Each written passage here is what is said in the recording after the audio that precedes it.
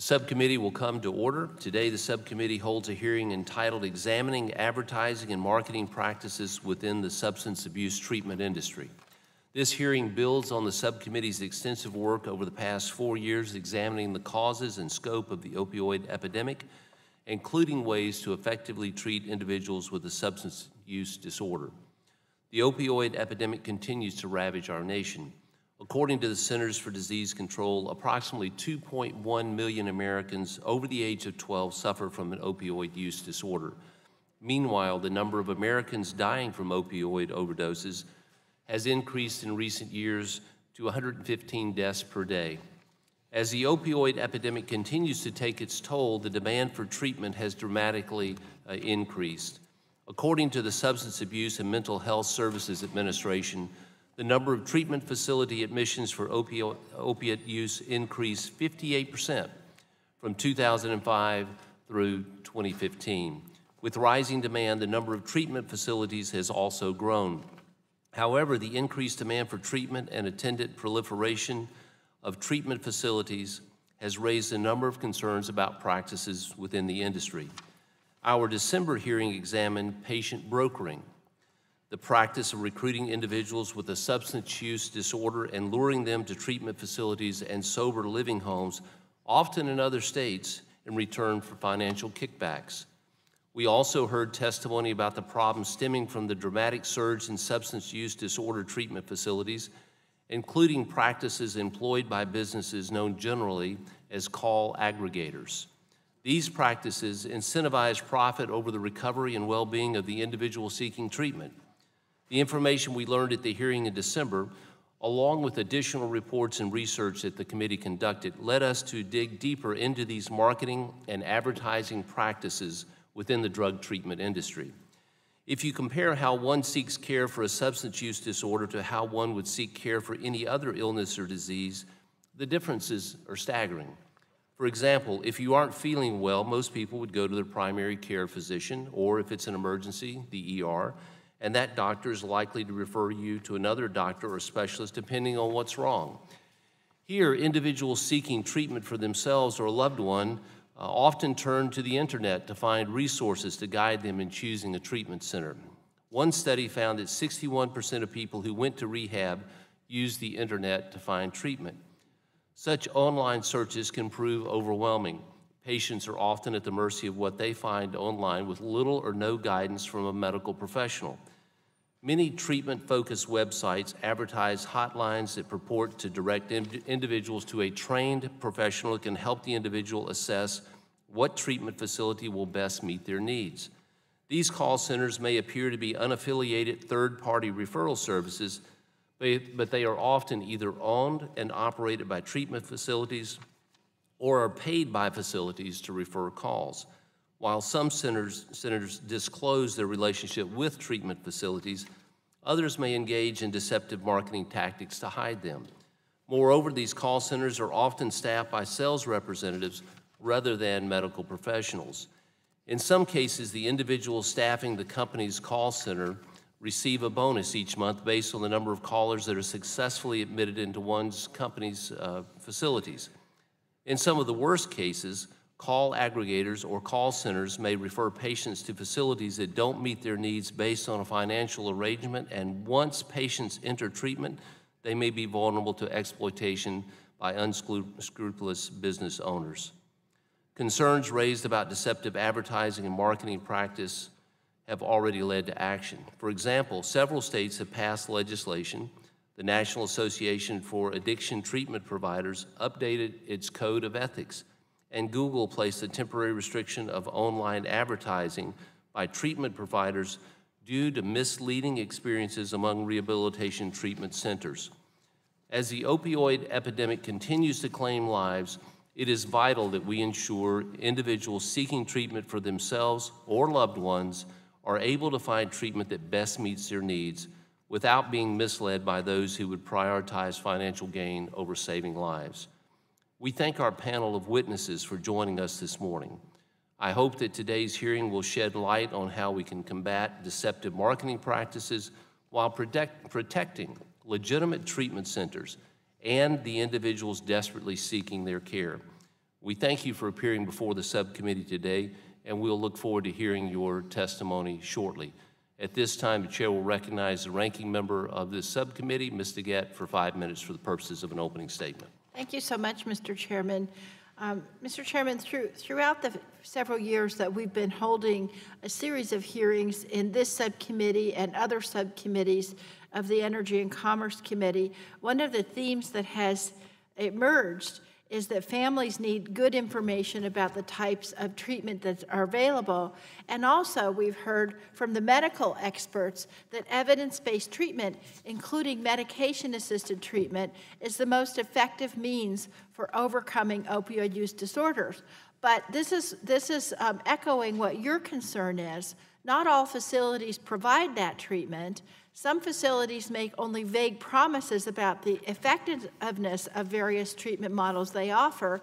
And in addition, when you're finding your facility online, most patients would have no idea if the facilities that they're identifying would have the types of treatment that would actually work in dealing with this opioid crisis. You know, we've been seeing through this committee's investigation that we've got nefarious or unqualified actors out there who are taking advantage of those who are suffering in order to capitalize on this condition. Last year, this subcommittee had a hearing where we heard about individuals known as patient brokers who profit from recruiting patients with opioid addiction and then send them to dubious treatment centers in other states. We heard that the operators of many of these centers sometimes have no training or expertise in drug treatment, and once the patients arrive, they may receive substandard or no care at all. And then in December, the subcommittee heard from law enforcement officials in states that were affected by these schemes. They testified about the wide variation in the quality of care provided at some of the facilities and how we lack sufficient national standards. Now today, we're looking at another feature of the opioid epidemic that shows the challenges patients with opioid use disorder currently face, and that is how the treatment providers advertise, market, or locate prospective patients seeking treatment and guide them to appropriate treatment. In other words, our patients prioritize when it comes to finding and directing those seeking care for opioid use disorders, and for those patients who are the target of aggressive marketing practices, how should they evaluate a possible treatment facility for its effectiveness? As you noted, Mr. Chairman, this committee has seen reports of call centers that sell customer referrals to treatment providers. Some also hide the fact that they're making referrals for a fee, or that the call center is actually owned by the same company that owns the treatment center. We've also seen aggressive advertising and marketing strategies by treatment facilities, such as websites and 1-800 numbers that do not clearly disclose who a patient is contacting or where they're being referred. And some facilities try to lure in patients with promises of luxurious treatment, such as daily yoga sessions and free housing. And I think that the experts who are here today will tell you that things like free daily yoga sessions, while they might be great for a spa, are not going to cure opioid addiction. So how pervasive are these problems in the industry, and how many of these practices, like having multiple websites or purchasing calls in bulk, actually provide the treatment that helps people recover? So for today's discussion, here's what I'm looking to hear from the witnesses. What are good practices when it comes to marketing treatment services, and what are dubious practices? We need to hear whether there are certain quality indicators patients should look for when seeking a treatment, and just as important, are there certain red flags that indicate questionable services? In other words, Mr. Chairman, opioid use disorder and its treatment is complicated enough for any prospective patient to navigate. We need to make sure that existing practices are not making it more difficult for people seeking treatment by obscuring what's really being provided and what they need to treat their addiction. And so we need to find out how treatment providers find patients, educate them, and then guide them into appropriate treatment. I look forward to hearing from all of the witnesses about these issues, and I yield back. The gentlewoman yields back. The chair will now recognize the chairman of the full committee, Greg Walden, for the purposes of his opening statement. Thank you very much, Mr. Chairman. Appreciate your holding this hearing. I want to thank our witnesses for being here today to inform our work. Today's hearing follows up on our year-long bipartisan investigation into patient brokering and the fraud and abuse within the substance use disorder treatment industry. Beginning in 2014, April of 2014, this subcommittee commenced a comprehensive examination into the causes of the opioid epidemic, the impact it's had on Americans, and explored possible solutions to enable greater access to effective evidence-based treatment for substance use disorders. The House, as you know, recently passed H.R. 6. This is the Support for Patients and Communities Act, which includes 70 provisions, largely from this committee, that seek to address a number of issues within the opioid epidemic. But our work here is not done. The committee continues to conduct its proper oversight because our nation is far from seeing the end of the opioid epidemic and its tragic and deadly effects. In December, this subcommittee held a hearing examining the patient brokering and addiction treatment fraud, where concerns were raised about deceptive and sometimes predatory advertising and marketing practices within the treatment industry. In addition, we've read news reports, spoken to treatment facilities, doctors, associations, and stakeholders within the industry, but most importantly, we've heard from individuals and their loved ones who have faced some of these aggressive and deceptive advertising practices. In fact, in my own district out in Oregon, a father named Mike told me about the troubling experience he had when his son was seeking treatment for addiction. The recovery center that his son went to was located in another state. And he said it seemed more interested in cashing the check than actually caring for his son. As the committee dove deeper into the advertising and marketing practices within this industry, we found a Pandora's box of online advertisements, websites, phone numbers, lead generators, call centers, television commercials. In some cases, an individual company or companies may own dozens and dozens of websites, and some of these websites contain different 1-800 numbers, despite all being owned by the same person or all leading to the same treatment company. Some websites, television commercials use pretty forceful language, such as call now, don't wait any longer, get the help you need, talk to someone who cares, end your addiction now, or for immediate treatment help. One individual the committee spoke with shared that the person on the other end of the phone went on to say, and I quote, "If you don't get your kid here now, your kid will die," end of quote. Further, some of the websites and advertisements purport to offer the best, quote-unquote, treatment in the country or claim high success rates to lure patients to their facilities. This all sounds great, but we don't know what those statements are based upon. For example, does that mean someone successfully enrolled in the treatment, completed treatment, that they are still maintaining their sobriety once a year later has gone by? What does success mean, and how do you measure it? These are the types of questions that individuals and their loved ones should be able to find answers for when they search for treatment that best meets their needs. These advertising practices lead to reputable and quality treatment. That's great. That's what we hope for. But deceptive practices can have consequences. Whether it's online advertisements, websites, 1-800 numbers, or television commercials, individuals and their loved ones should be able to expect transparency, know who answers the phone, or responds to an inquiry when they reach out for help. Individuals who call treatment hotlines are often in time of crisis and they need help fast and from someone that can be trusted. They have a right to know what facility they're calling and type of facility or type of treatment that facility offers so they can decide whether it's the right treatment for them or their loved one. So today's hearing will help bring much needed attention to this issue, help us understand the scope of advertising and marketing practices within the treatment issue. Our hope is a thoughtful discussion will help us establish a baseline for best practices, help inform individuals, their loved ones about how to seek treatment that best meets their needs. And I'd yield the balance of the time to the chairman of the Subcommittee on Health, Dr. Burgess.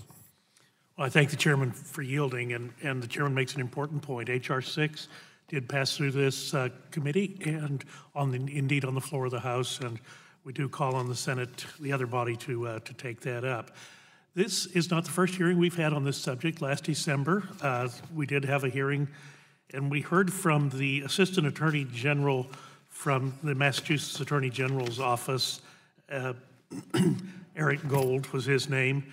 He provided for us 3 recommendations on the evaluation and solution for the problems that are existing at sober homes. He said we need additional resources, federal, state, and local law enforcement, Okay, that's covered in H.R. 6. Second, patients need transparency into the quality of addiction treatment of the providers nationwide. I agree with that. I'm not sure we're there. And the third thing, we need to ensure that patients with substance use disorder have access to the treatment they need, and we do not unintentionally limit access, and that is an important point as well. Additionally, we heard from a panel of family members who had been affected by family members who had problems with opiate addiction. And one of the statements of one of the witnesses really stands out. She said, "The intent, of course, was not to kill Jamie, but to keep him in the system and continue to abuse his insurance." Those are pretty apocryphal words, and I hope we get to explore some more of that, Mr. Chairman. Thank you for the indulgence. Now I yield back Mr. Walden's time. Gentleman yields back. The chair will now recognize the ranking member of the full committee, Mr. Pallone, for 5 minutes. Thank you, Mr. Chairman. The opioid epidemic continues to devastate families and communities around the nation. We still have a long way to go to climb out of this crisis. Opiates killed more than 115 Americans a day in 2016, and millions more continue to suffer. That's bad enough, but to see people taking advantage of this crisis by preying on victims to make money is unconscionable. The Affordable Care Act expanded access to substance abuse treatment for millions of Americans. It also required insurance companies to cover this treatment, just as they would cover any other chronic disease. Thanks to the ACA and Medicaid expansion, Americans who could not get access to this treatment before now can. Unfortunately, people with substance use disorder still face barriers to accessing treatment. According to SAMHSA, of the 19 million adults who had a substance use disorder in 2016, 17 million did not receive treatment. And we need to do everything we can to help more Americans access this treatment. Unfortunately, there are companies preying on individuals in desperate need of treatment services. Some of the companies this committee has been examining claim they are merely filling a market need, but anyone advertising treatment services must put the needs of the patient first, and they must employ well-qualified staff that can provide quality treatment or ensure that they are only referring patients to quality treatment providers. This committee's investigation into patient brokering revealed shocking examples of companies that claim to offer treatment and special perks to individuals suffering from opioid addiction. Families that were desperate to help their loved ones put their trust and hope in many of these treatment facilities, but as our investigation has found, many of those entities are a scam and do not offer actual treatment. In some instances, these facilities are actually putting people's lives at risk. And now the committee has broadened its focus to look at treatment call centers and marketing tactics, and unfortunately, we've discovered that some companies have looked at this devastating epidemic as an opportunity solely to make money. For instance, reports indicate that some of these call centers or call aggregators advertise opioid treatment to get people to call looking for help and then sell those calls to various facilities, and it's unclear how this helps the patient. Other companies actually appear to offer treatment for opioid use disorder, but they also engage in aggressive marketing tactics. For example, some facilities operate multiple websites with different names and phone numbers with the goal of maximizing the number of beds filled. And this raises questions about how transparent these companies are about the services they offer and how they help patients find the treatment that's right for them.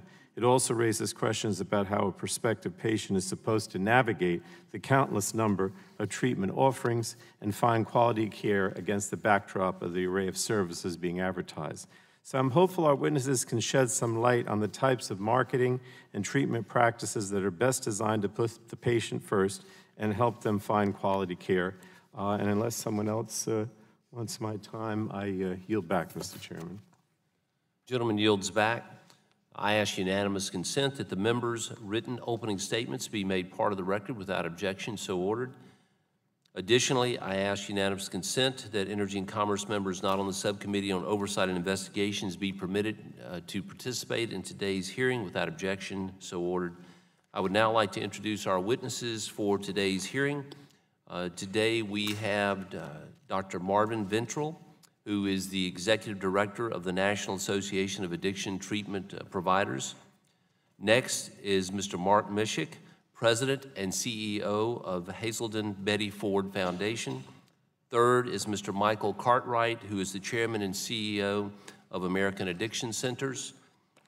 Mr. Robert Nisnik, who is the CEO of Addiction Recovery Now and Nisnik Behavioral Health. Then we have Mr. Jason Bryan, founder of Redwood Recovery Solutions and TreatmentCalls.com. And finally, Dr. Kenneth Stoller, who serves as the director of Johns Hopkins Hospital Broadway Center for Addiction. We welcome each of you here. You are all aware that the committee is holding an investigative hearing, and when doing so, we have had the practice of taking testimony under oath.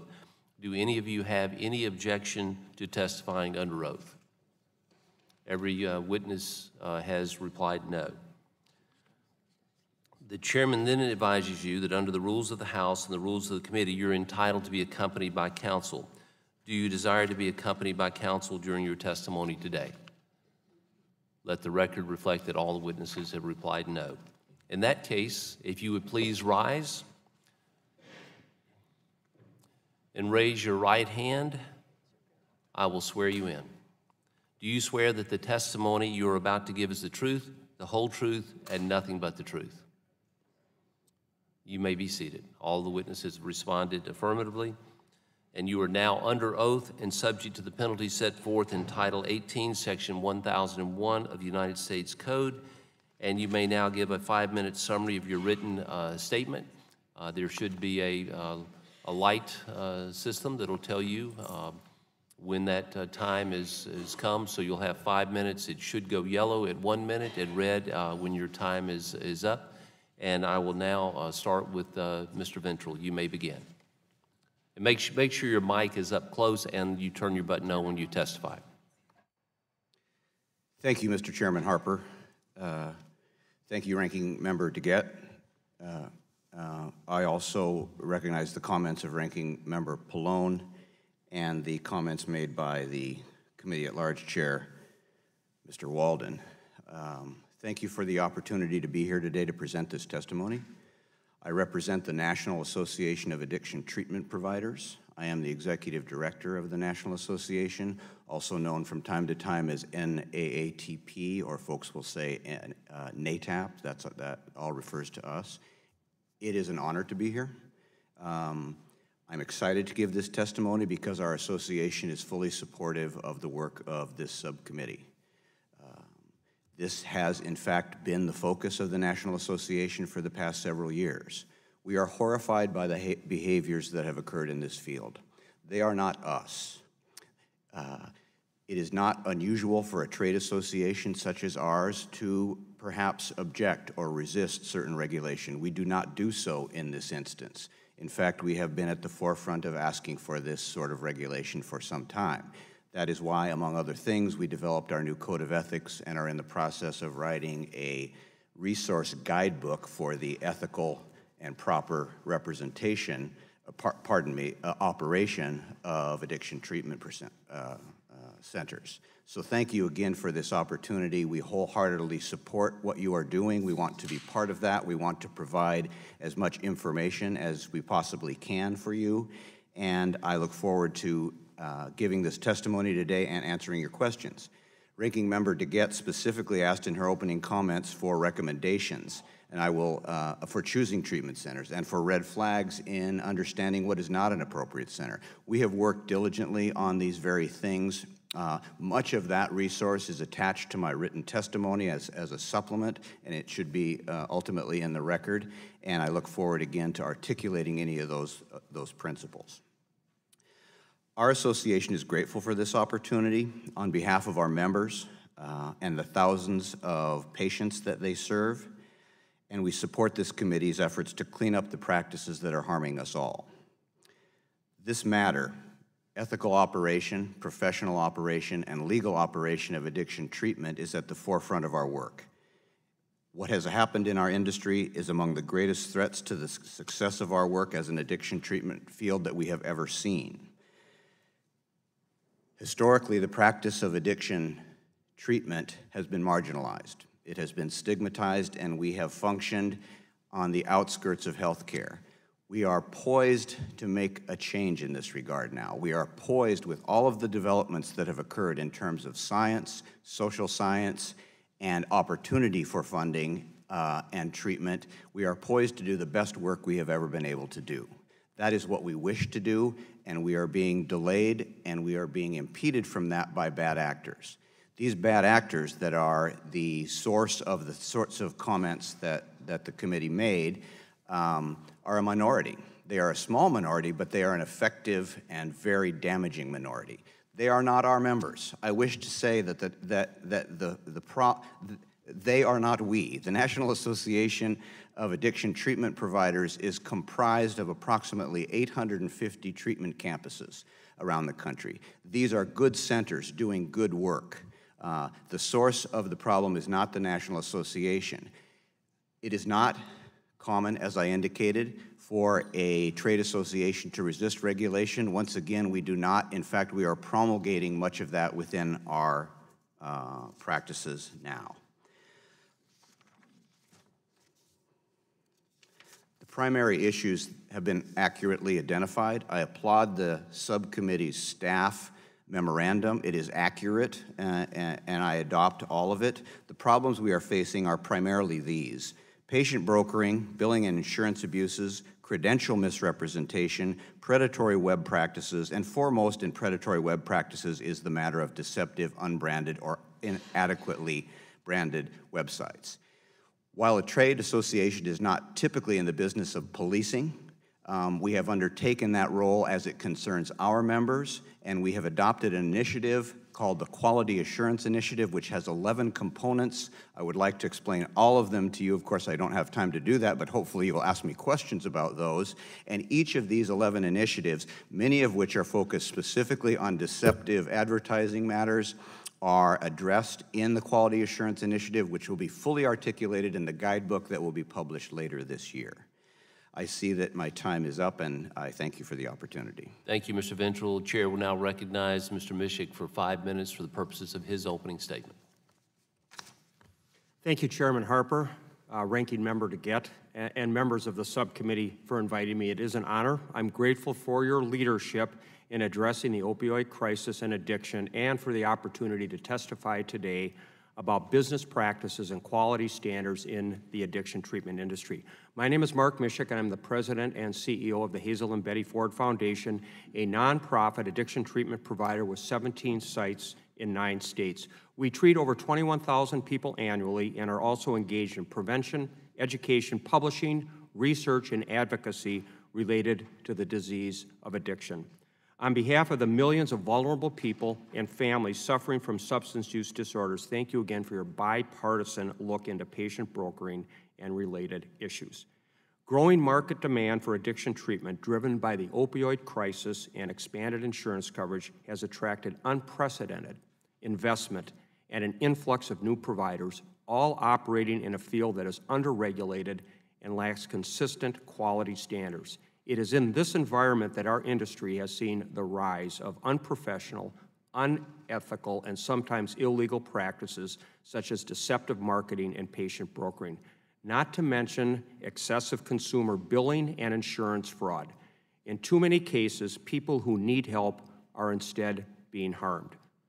Most in our field do great work, but to ensure ethical quality care for all who seek help for addiction, we believe it is time to establish quality standards and a consistent, enforceable regulatory framework for the addiction treatment industry. The stakes, patient safety, and public confidence in addiction treatment are high.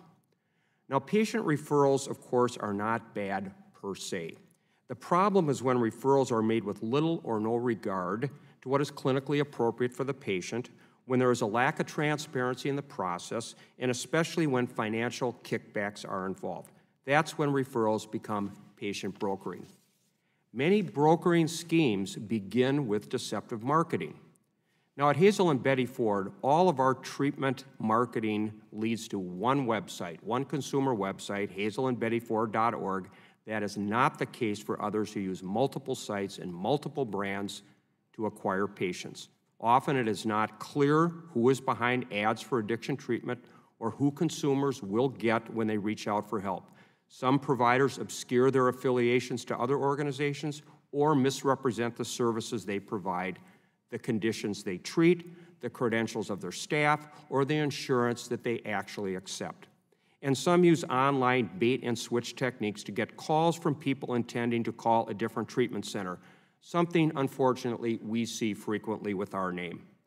All of this can lead to bad treatment for consumers. The lack of transparency on top of minimal quality standards in the industry puts patients at risk.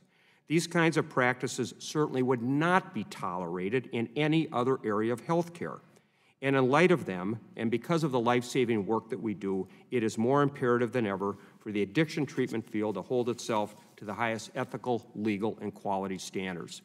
Ultimately, we think reforms are needed to bolster state licensure requirements, accreditation standards, clinician education qualifications, and access to comprehensive evidence-based care. Beyond state initiatives, federal oversight through the Federal Trade Commission, for example, is essential. Fraudulent advertising and patient brokering obviously cross state lines. Finally, we think a federal law explicitly outlawing patient brokering is critical. Without such accountability, our field will continue to evolve into a sector where success is predicated not on whether patients get well or families heal, but on the size of your advertising budget, your website analytics, your search engine optimization, and your call center tactics. Now is the time to restore faith and accountability in the addiction treatment field, and it's time to establish quality standards and that enforceable regulatory framework. Thank you for the opportunity to share my testimony, and I look forward to answering your questions. Thank you, Mr. Mischik. The chair will now recognize Mr. Cartwright for 5 minutes for the purposes of his opening statement. Thank you, Chairman Harper and Ranking Member DeGette. Thank you for having me here. My name is Michael Cartwright. I'm the Chairman and CEO of American Addiction Centers. Excuse me. Thank you very much. Thank you, Chairman Harper and Ranking Member DeGette. Thank you for having me here. My name is Michael Cartwright. I'm the Chairman and CEO of American Addiction Centers. We operate in 9 states. We offer 39 treatment centers. I've been a treatment counselor and executive for 23 years. For 12 of those years, I operated a not-for-profit organization. I've also run both publicly traded as well as privately funded drug and alcohol treatment centers. I've actually advised the U.S. Senate Health Subcommittee on substance abuse and mental health services back in the early 2000s when we were looking at co-occurring disorders in this country and how we could better implement that.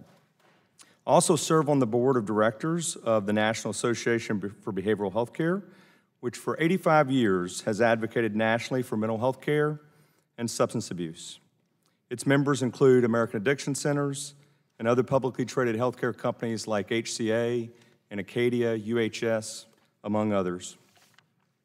I've been in recovery for 26 years. As a young man, I struggled with addiction. I know the pain of untreated addiction. AAC's mission is to help with those who are struggling like I did, find the right treatment for psychiatric and community support. I'm glad that Congress is looking into treatment marketing practices. Treatment providers and government officials should work together, not just to keep bad actors out, but to let potential patients and their loved ones know who they can trust. I'm glad that Congress is continuing to look at marketing practices and treatment providers and government officials. AAC's Recovery Brands business operates online treatment directories, including recovery.org and rehabs.com. These directories provide information about treatment centers across the country, centers that are also approved and listed by the federal government Substance Abuse and Mental Health Services Administration on SAMHSA.gov. In fact, about 300 treatment providers who are members of the National Association of Addiction Treatment Providers, or NATAP, Marv's association, either list or advertise on our websites. A lot of treatment centers don't have large online presences in their own right. Addicts who need help reach these treatment centers through our websites. We don't engage in unethical marketing practices like hijacking phone numbers. We are not a call center aggregator. We don't take calls for other treatment centers just for our own. We don't sell information gathered on calls. AAC opposes this kind of lead generation. We make sure that our website visitors know who they are contacting. Under our transparency guidelines, we work with treatment centers across the country to make sure their listings are up to date and accurate. We make clear that users know which treatment centers are going to answer the numbers they call. We make clear that AAC's toll-free numbers go to AAC's call center, and when they pick up, AAC call center rep identifies themselves as an AAC employee. Not all treatment centers market honestly, but they should. AAC supports legislation that criminalizes fraudulent advertising, outlaws tactics like hijacking of treatment center phone numbers, requires disclosures about who owns and operates call centers, and bans kickbacks and bribes. AAC has supported this kind of legislation in its home state of Tennessee and elsewhere. I have the following recommendations. Congress should ask the National Association of Insurance Commissioners or the National Alliance for Model State Drug Laws to draft a model law banning deceptive marketing. Number two, existing or proposed laws in Tennessee, Florida, and California should be considered as models for reform. Number three, SAMHSA should update its treatment center locator regularly and should include sober homes in its listings. SAMHSA should prioritize sober homes that are members of the National Association of Recovery Residences. Number four, existing FTC truth in advertising guidelines should be used to stop misleading addiction treatment marketing. While there is rightfully a lot of attention being paid to bad marketing practices, I hope we don't lose sight of all the great work that treatment centers do. Treatment does work. I've been clean and sober now for 26 years, and throughout this country we have great treatment centers, just like Hazleton Betty Ford. We need help. We have tens of thousands, almost 100,000 people a year dying from this disease. We definitely need to look into this as a matter of a marketing practice, but we also need to be looking at what are some of the solutions to solve this epidemic. Thank you very much for having me here today. Thank you, Mr. Cartwright. The chair will now recognize Mr. Niznik for 5 minutes for his opening statement. Chairman Harper, Ranking Member DeGette, and members of the subcommittee, thank you for the opportunity to share my perspective as you continue your important investigation into various aspects of the opioid crisis confronting our country. Our focus at Niznik Behavioral Health is on offering quality treatment to those seeking help at a time when such services are most in demand and when there's a shortage of available providers. We help kids, mothers, fathers, individuals from a variety of walks of life as they seek to take control of their lives, overcome their battles with addiction, and return to their families. We've helped thousands of individuals through our inpatient and outpatient services at facilities we operate in Texas, Florida, and California, several of which fill a need in underserved markets. In Texas, for example, our inpatient facility is in a rural county served by only one other provider. We will soon be opening an additional facility in New Jersey, which will also help individuals in an underserved market. At the outset, I want to emphasize that neither NBH nor ARN has ever operated as a patient broker, nor have we made any payments to any intermediary or third parties for referrals. We have not engaged in any of the activities that would appear to be of concern to you and your colleagues as expressed in the committee's May 29th letter. NBH is in the business of treating patients. All of our NBH programs are licensed, in good standing, and are accredited by the Joint Commission. Our staff include board-certified psychiatrists, licensed master's and doctorate level clinicians, as well as a comprehensive nursing team. We offer a variety of specialized programs, including an adolescent program. I'm very proud of what we've accomplished in only 5 years. We started with one facility in Miami, and upon being licensed by the state of Florida, that facility began answering calls from individuals seeking its services. As we added other facilities, the customer service function relating to all facilities was assumed by NBH. We now employ over 500 individuals and support hundreds of additional jobs. In fact, I'm proud to say that we've given jobs to people in recovery. Based on our experience, I would be pleased to share with you how we market and advertise our services with full transparency. Like you, we want to make sure that prospective patients and their families are as well equipped as possible when they're seeking treatment for a loved one or for themselves. Choosing a healthcare provider is an important decision. We believe it is essential that prospective patients know who a provider is and that it describes with full transparency what services it offers, where it makes them available, so that prospective patients can make an informed decision. When one of our customer service representatives receives a call, the individual answering the call immediately identifies himself or herself as an NBH employee. That way, all callers know at all times that they're speaking directly with NBH. If a caller seeks admission to an NBH facility, trained and licensed medical and clinical personnel determine the medical necessity and clinical appropriateness of the services to offer that individual. The work of an NBH customer service representative is akin to a receptionist in a doctor's office, a person who answers a call, provides information regarding the services the doctor offers, and then schedules an appointment for the doctor if the patient requests help. We believe there are several factors that a patient should consider when looking to identify a quality provider, such as whether they are accredited. They also will want to know what programs, therapies, and specialty that provider offers. They will then be in a position to determine whether a provider can help them or a loved one. We're in the business of helping people and are only able to succeed as a company when we provide quality and effective care. Our patients consistently report that they are overwhelmingly pleased with the quality of care and the services they've received. We have helped thousands of individuals get control of their lives, and as part of our goal of helping people in need, we have provided 296 full scholarships. With a full scholarship, the patient's entire stay through all levels of care and services is free. In closing, I want to emphasize that we appreciate this opportunity to put in perspective how we operate our business, how our licensed and medical and clinical personnel help people in need, and how we believe individuals seeking treatment can identify a quality provider. Thank you again for the opportunity to make this opening statement. I'll be glad to answer your questions. Thank you, Mr. Nizick. Chair will now recognize Mr. Bryan for 5 minutes for his opening. Thank you. My name is Jason Bryan, and I founded Redwood Recovery Solutions, the organization that owns TreatmentCalls.com. It's my pleasure to be here today to share with this committee my perspective on marketing and treatment. My background prior to this industry is in insurance and automotive marketing. Although we were successful in those areas, my team and I shared the vision of wanting to make a difference, and so Redwood started by courting projects where this was a strong purpose motivator, not just a profit motivator. Redwood's motto was, at its core, simply an advertising and marketing firm that worked closely with many different types of media companies that operated in TV, radio, search engine advertising, and other marketing channels to generate inbound phone calls from persons seeking substance abuse help and then get them connected with a licensed treatment center.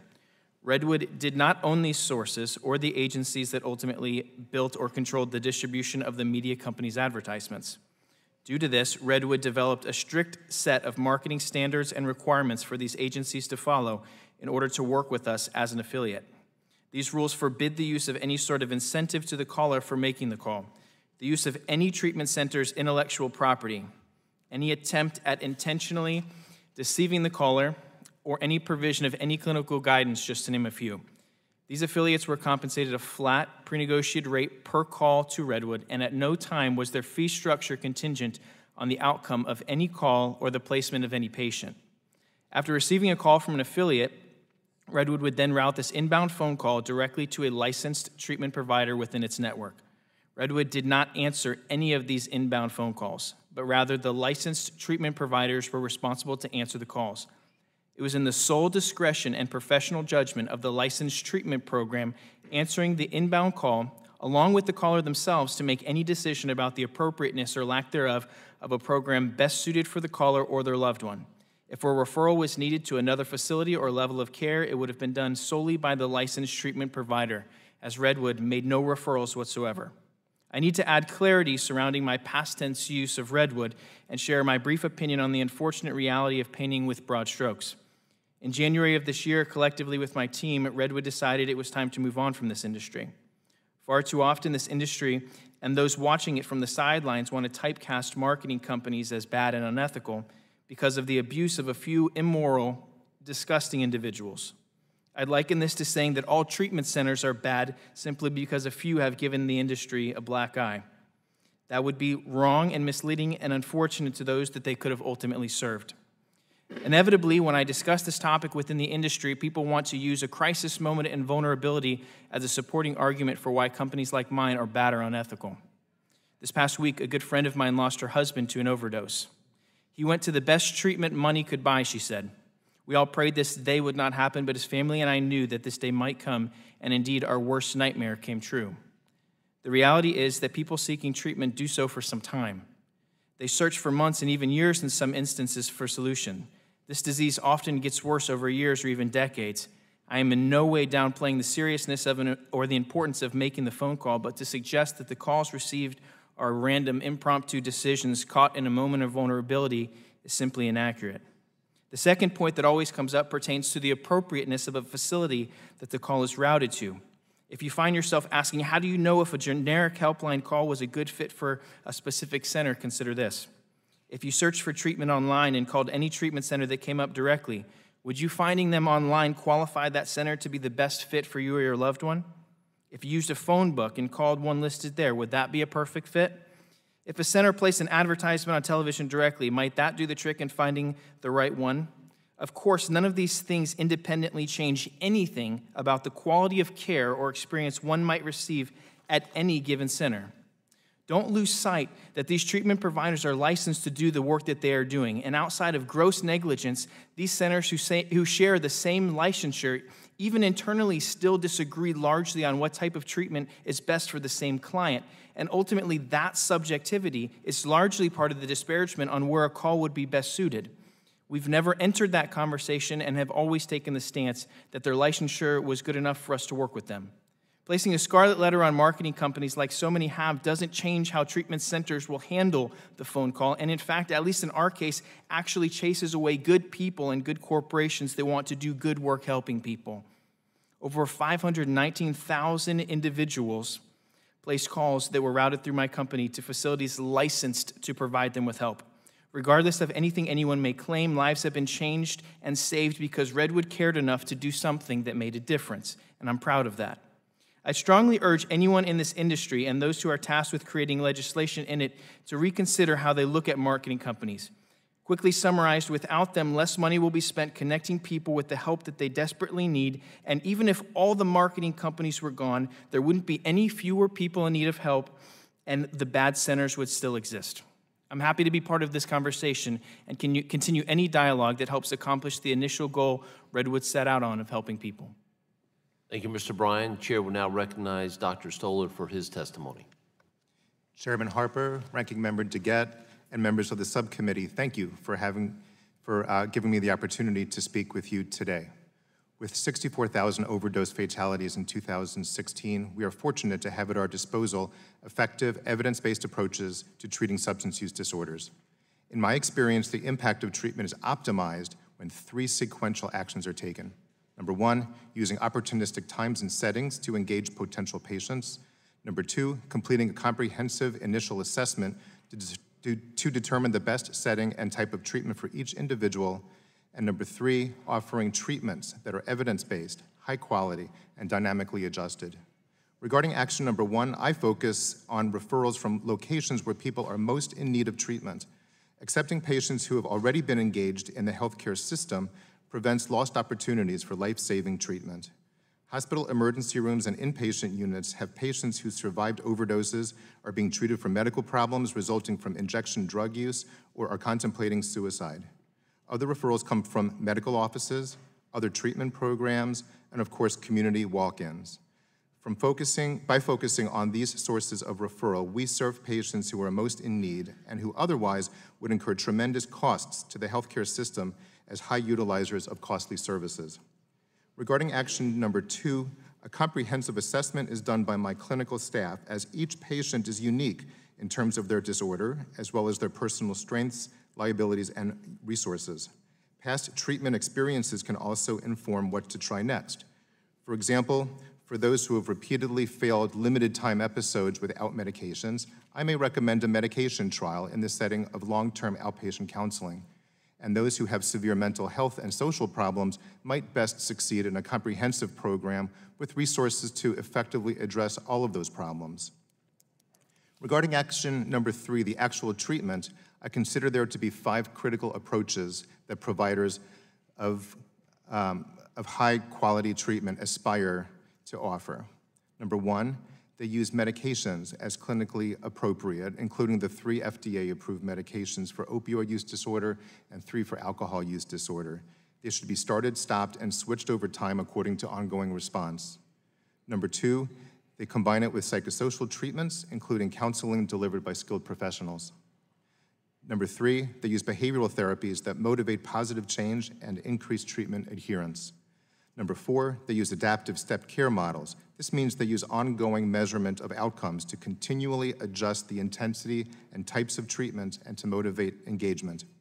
And number 5, they incorporate wraparound services provided within the program or through linkages with outside agencies to support a holistic approach to recovery. This can include medical, mental health, housing, vocational, 12-step, and certified peer support services. Solid linkages to aftercare must be facilitated at the time of discharge to ensure continuation of the recovery process. As an illustration of some of these points, Mr. A was a 55-year-old man referred after a hospital detox admission to us for alcohol and heroin use. He had HIV, hepatitis, and a multitude of other medical problems.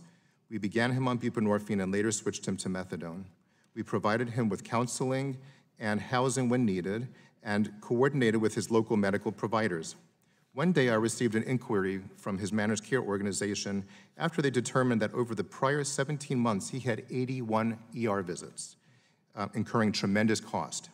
On further examination, I discovered that only 4 of the 81 visits were during his time with us. The reduction in cost for ER visits was tenfold, from a monthly average of over $3,000 to $325 when he was with us, illustrating that fiscal gains can result from comprehensive addiction treatment. In conclusion, we are fortunate to have the ability to meet these challenges head-on with effective treatment. For the opioid epidemic, comprehensive opioid treatment programs are well-positioned to be hubs of expertise and coordination and can be scaled up nationally to narrow the gap between treatment need and availability. I applaud your recent work in Congress to both increase access and quality of substance use disorder treatment. Thank you. Thank you, Dr. Stoller. It's now time for the members to each ask questions of you as witnesses, and I'll begin by recognizing myself for 5 minutes. As part of its investigation, the committee has learned about a variety of advertising and marketing business models within the treatment industry, including the use of websites and phone numbers. There is a wide variation within the industry. For example, Hazelden Betty Ford Foundation has 3 websites that advertise its hotline. Nisnik Behavioral Health has 10 websites. American Addiction Centers has 13 facility-specific websites, and in addition, has a subsidiary, Recovery Brands, who operates a portfolio of websites. And Jason Bryan of Redwood Recovery, treatmentcalls.com, has 84 domains, most of which appear to be related to substance use disorder treatment. So my question is, and I'll start with you, Mr. Mishik, but also Mr. Cartwright, Nisnik, and Bryan. Do each of your websites contain information that discloses which company or which facilities the websites are affiliated with?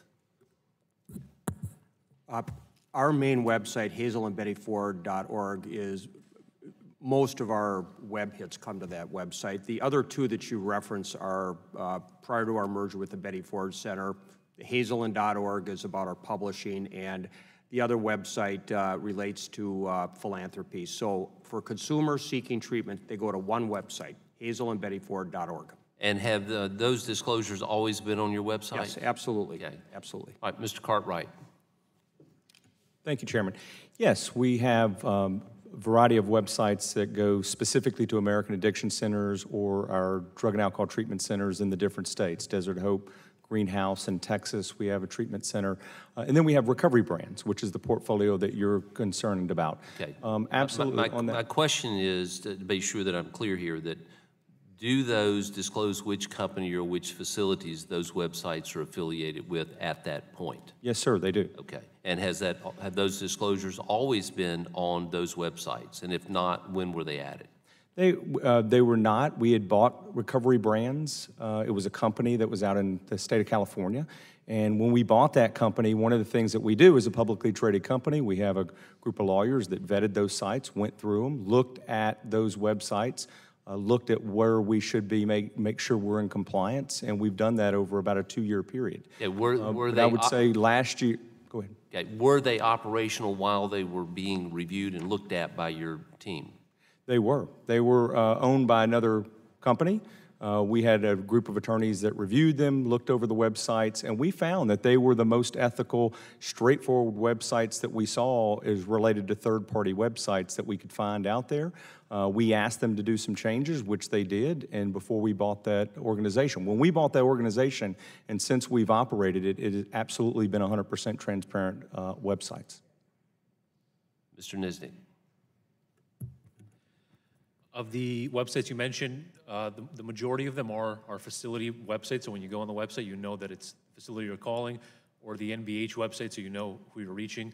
And then of the other 2 websites we operate that are not branded as our programs, they do disclose who owns them, who answers the calls, and then when someone does call, the employee answering the call identifies themselves as an employee of the company. Have those disclosures always been on those websites from the beginning? They have. Okay. Then, Mr. Bryan. Thank you. You referenced that we own 84 websites. The question that was directed to me prior to this in the phone call that was that I had was to provide a list of any domains that I own. Those 84 domains I own, the company owns, none of which are geared towards addiction treatment outside of treatmentcalls.com and Redwood Recovery Solutions. Okay. And so those two sites are business-to-business sites. So we don't have any sites, we've never owned sites that induce the call from a treatment-seeking individual to a treatment center. That wouldn't be our model. Okay, so those other 82 domains Yes, sir. are not related to addiction or recovery? They wouldn't be related. They were domains that were purchased. They probably, most of which don't even have any content on them. They were just websites that were listed that we purchased from an online domain buying service. Are they operational today? No, sir. Not operational? I would imagine that less than a dozen of those are operational, Yeah, most of which are business to business, like Right. treatmentcalls.com is. All right, and those dozen or so, they are set up to, if you contact them, where does it go? It would ring directly into treatment calls to Redwood Recovery Solution, to our organization. There's no business to consumer or consumer-facing sites designed to have somebody call in for addiction help. Does that domain, does it show on its face that it's affiliated with Redwood? Yes, sir. All of those? To other businesses, to treatment centers seeking our service, yes, it would say that. All right, and my time has expired, so I will now recognize the ranking member of the subcommittee, Ms. DeGette, for 5 minutes. Thank you very much, Mr. Chairman. Mr. Chairman, I have here in my hand a list of Mr. Bryan's websites that you were referring to. I'd ask unanimous consent to put it in the record. Without objection. So Mr. Bryan, I'm looking at all this list of websites. I'm trying to figure out exactly how your business worked. Yes, ma'am. So what would happen is somebody, like here's one, treatmentcall.com, somebody might go onto that website and see a phone number and call, and that would go into your call center, and then you would, your business would refer that off to a certified treatment center. Is that correct? No, ma'am. And Okay, I can tell me what would happen, please, briefly. Yes, ma'am. So treatmentcalls.com is a site that offers treatment calls services to treatment centers. It's not a site designed for consumers I who might see. be looking Okay. for help. Well, now, so the way your business works, though, Yes, is ma'am. treatment centers would pay you to refer calls to them. So there would be advertising, people would call in ma'am. to your phone numbers, and then they would be referred out, right? So there was no judgment on the part of your business about which centers would be appropriate to send the calls to. The calls would be referred to the centers based on which centers paid you money to refer to the calls to them, right? If I can just correct one portion of it. Please. We did not own the phone numbers or the websites. We worked with third-party affiliates that we Okay. paid a per-call fee. Yes, Right. we paid them, and the Right. treatment centers ultimately paid us a per-call fee Right. for So, sending them calls. so people called a phone number. Yes, ma'am. And then that went somewhere else. Now, Dr. Stoller, has your organization ever used a system like this to get patients for your facility? You can turn on your mic, thanks. Fortunately or unfortunately, the prevalence of substance use disorder. You know, yes or no will work. Have No. you ever used a system like this, and why not? No, we haven't. Why not? We don't need to do that sort of outreach for patients. Do you think that's an effective way for patients to get matched with a appropriate treatment facility? We prefer to link with other providers who have already engaged with patients. So in other words, you think the best practice, as you testified in your testimony, is when a doctor or somebody else sees a patient or an emergency room, refers them to you. Is that right? Now, Dr. Mishik, let me ask you that same question. Does your organization use call centers like this where people come in and are referred to you? Absolutely not. And why not? Well, we don't need to. Number one, we're overwhelmed with calls directly into our call center.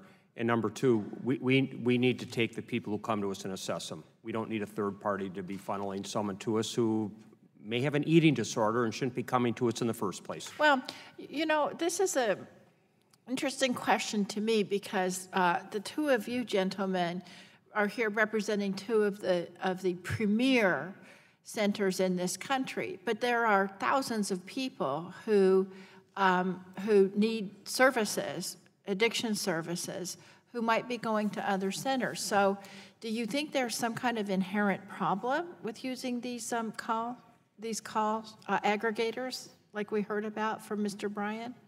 I certainly do. Only 1 out of 10 people who need help get help, so there are plenty of patients out there who need help. It's not like there's a scarcity of patients and we're all fighting over the next patient. Right. It's not that way at all. Right. So, you know, treatment centers that are accredited, have good licensed staff, and are doing great work generally don't have any trouble acquiring and attracting patients, both through professional referrals, through word of mouth, and through community reputation. Okay, Mr. Ventrell, you look like you want to add.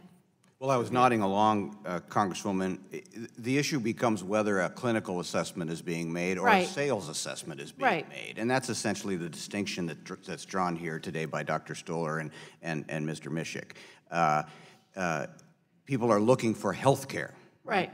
The word rehab itself has caused us to sort of go down the wrong path. But people are looking at health care, and you look for health care at the hospital. You look for health care at the facility that provides that health care. To have a website that does not identify primarily as its owner the clinical provider is fundamentally deceptive in our view. Let me just also say quickly that the little I isn't good enough.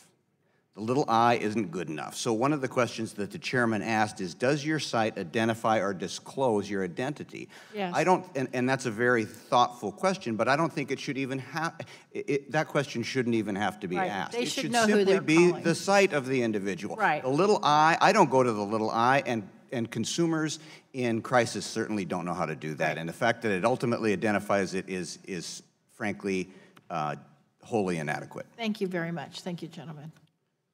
Ranking Member DeGette yields back. Chair will now recognize the chairman of the full committee, Chairman Walden, for 5 minutes. Thank you very much, Mr. Chairman. Again, thanks to everybody on the panel as we try and dig into this issue and figure out how things are working, how they're not working, and where there needs to be improvement. So I guess one of the questions I'd have off the top is the business model for one of today's witnesses, Mr. Bryan of Redwood Recovery, appears to be entirely based on the sale of prospective patient calls to treatment facilities. And my question is, have your companies, your facilities, or your subsidiaries ever paid or sold for leads? And I would address that to Mr. Nizdik, Mr. Cartwright, and Mr. Meshik. So we advertise in a lot of mediums online, on television, on the radio. Mm-hmm. So the only sorts of advertising we do is that sort, the traditional advertising where someone sees an ad or comes across our website, it calls us. Okay. So the question is, have your facilities or your subsidiaries ever paid for or sold leads? No, we haven't. Okay. Next. Recovery Brands websites, it's a business model very similar to YP.com, YellowPages.com, or WebMD. We have advertisers on those websites. 300 advertisers are NATEP members. Actually, Betty Ford Center used to be a pretty large advertiser of ours as well. So we have advertisers on our websites, recoverybrands.com. So thank you very much. All right. No, we never have.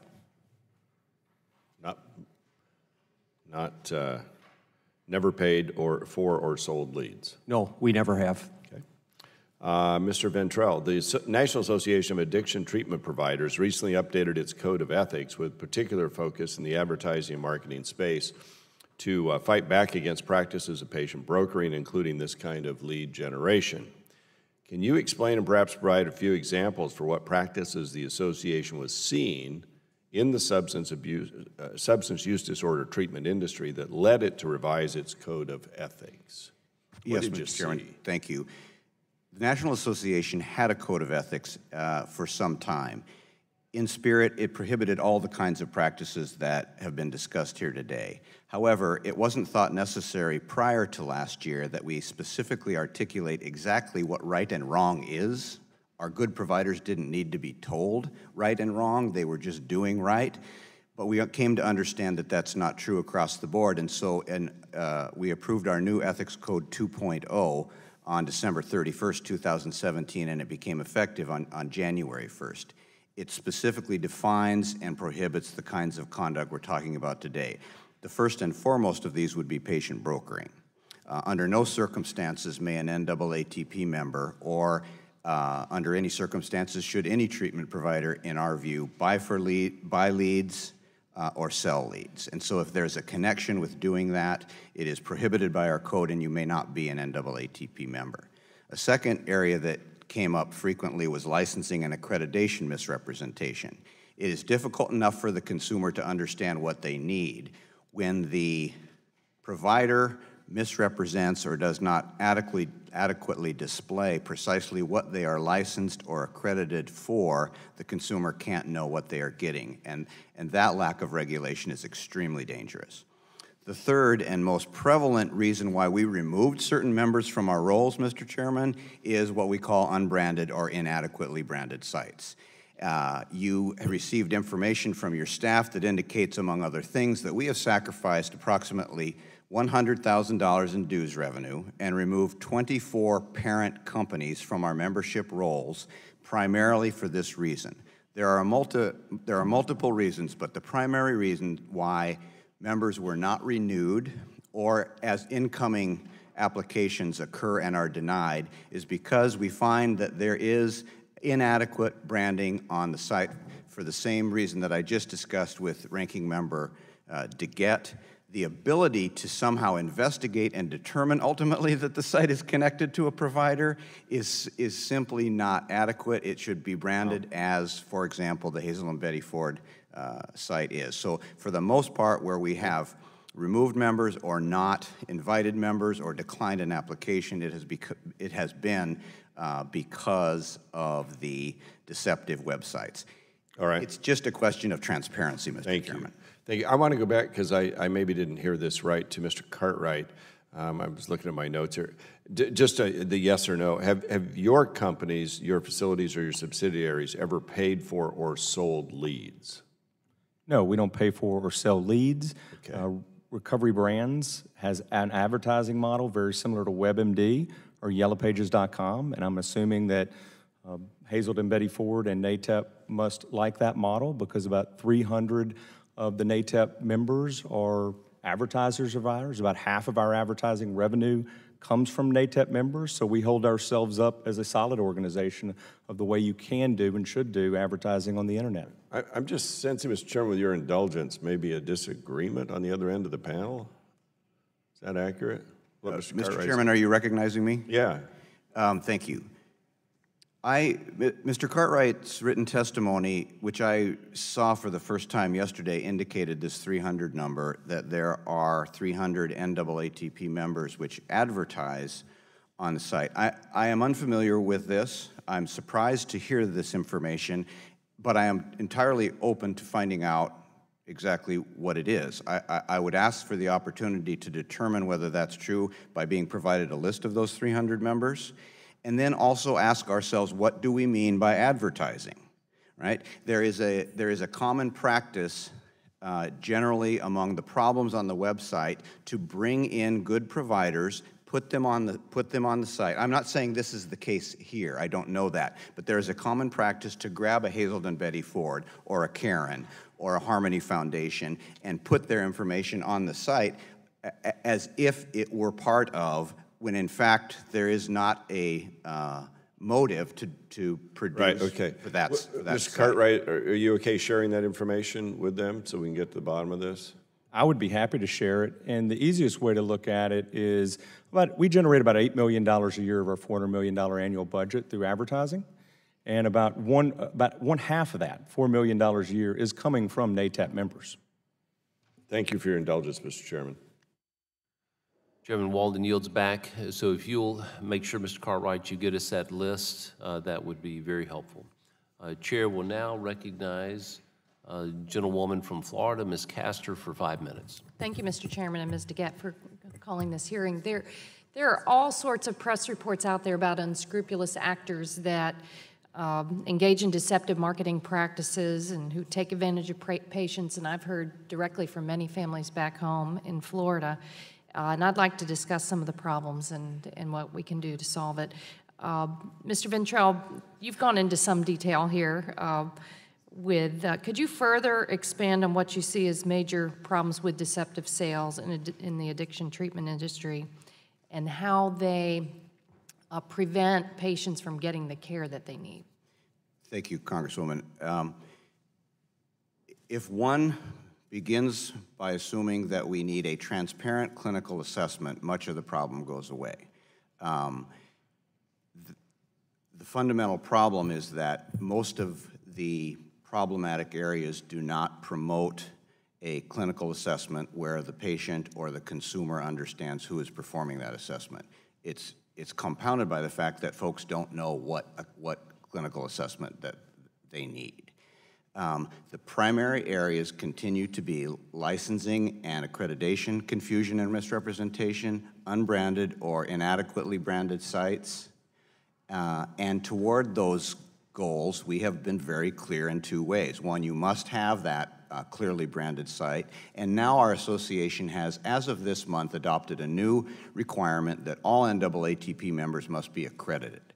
There needs to be a system whereby quality and safety are adequately regulated and business operations are adequately regulated. The accrediting, certifying, licensing bodies traditionally and appropriately handle quality and safety. There has been very little regulatory oversight as it concerns business operations, and that is why we are producing the guidebook for operations, which I will hopefully commend to the committee for study. Because it's when, first of all, you have a family or an individual that is searching for information on how to get substance use treatment. You're not shopping for clothing or something else. And Dr. Stoller, you highlighted this problem too. Is it appropriate to go shopping on the internet for your how you're going to be treated for addiction? I would recommend somebody looking for treatment on the internet to go to particular sites such as the SAMHSA Treatment Locator. The National Institute on Alcoholism and Alcohol Abuse has recently created a website that helps consumers to look at those sorts of things.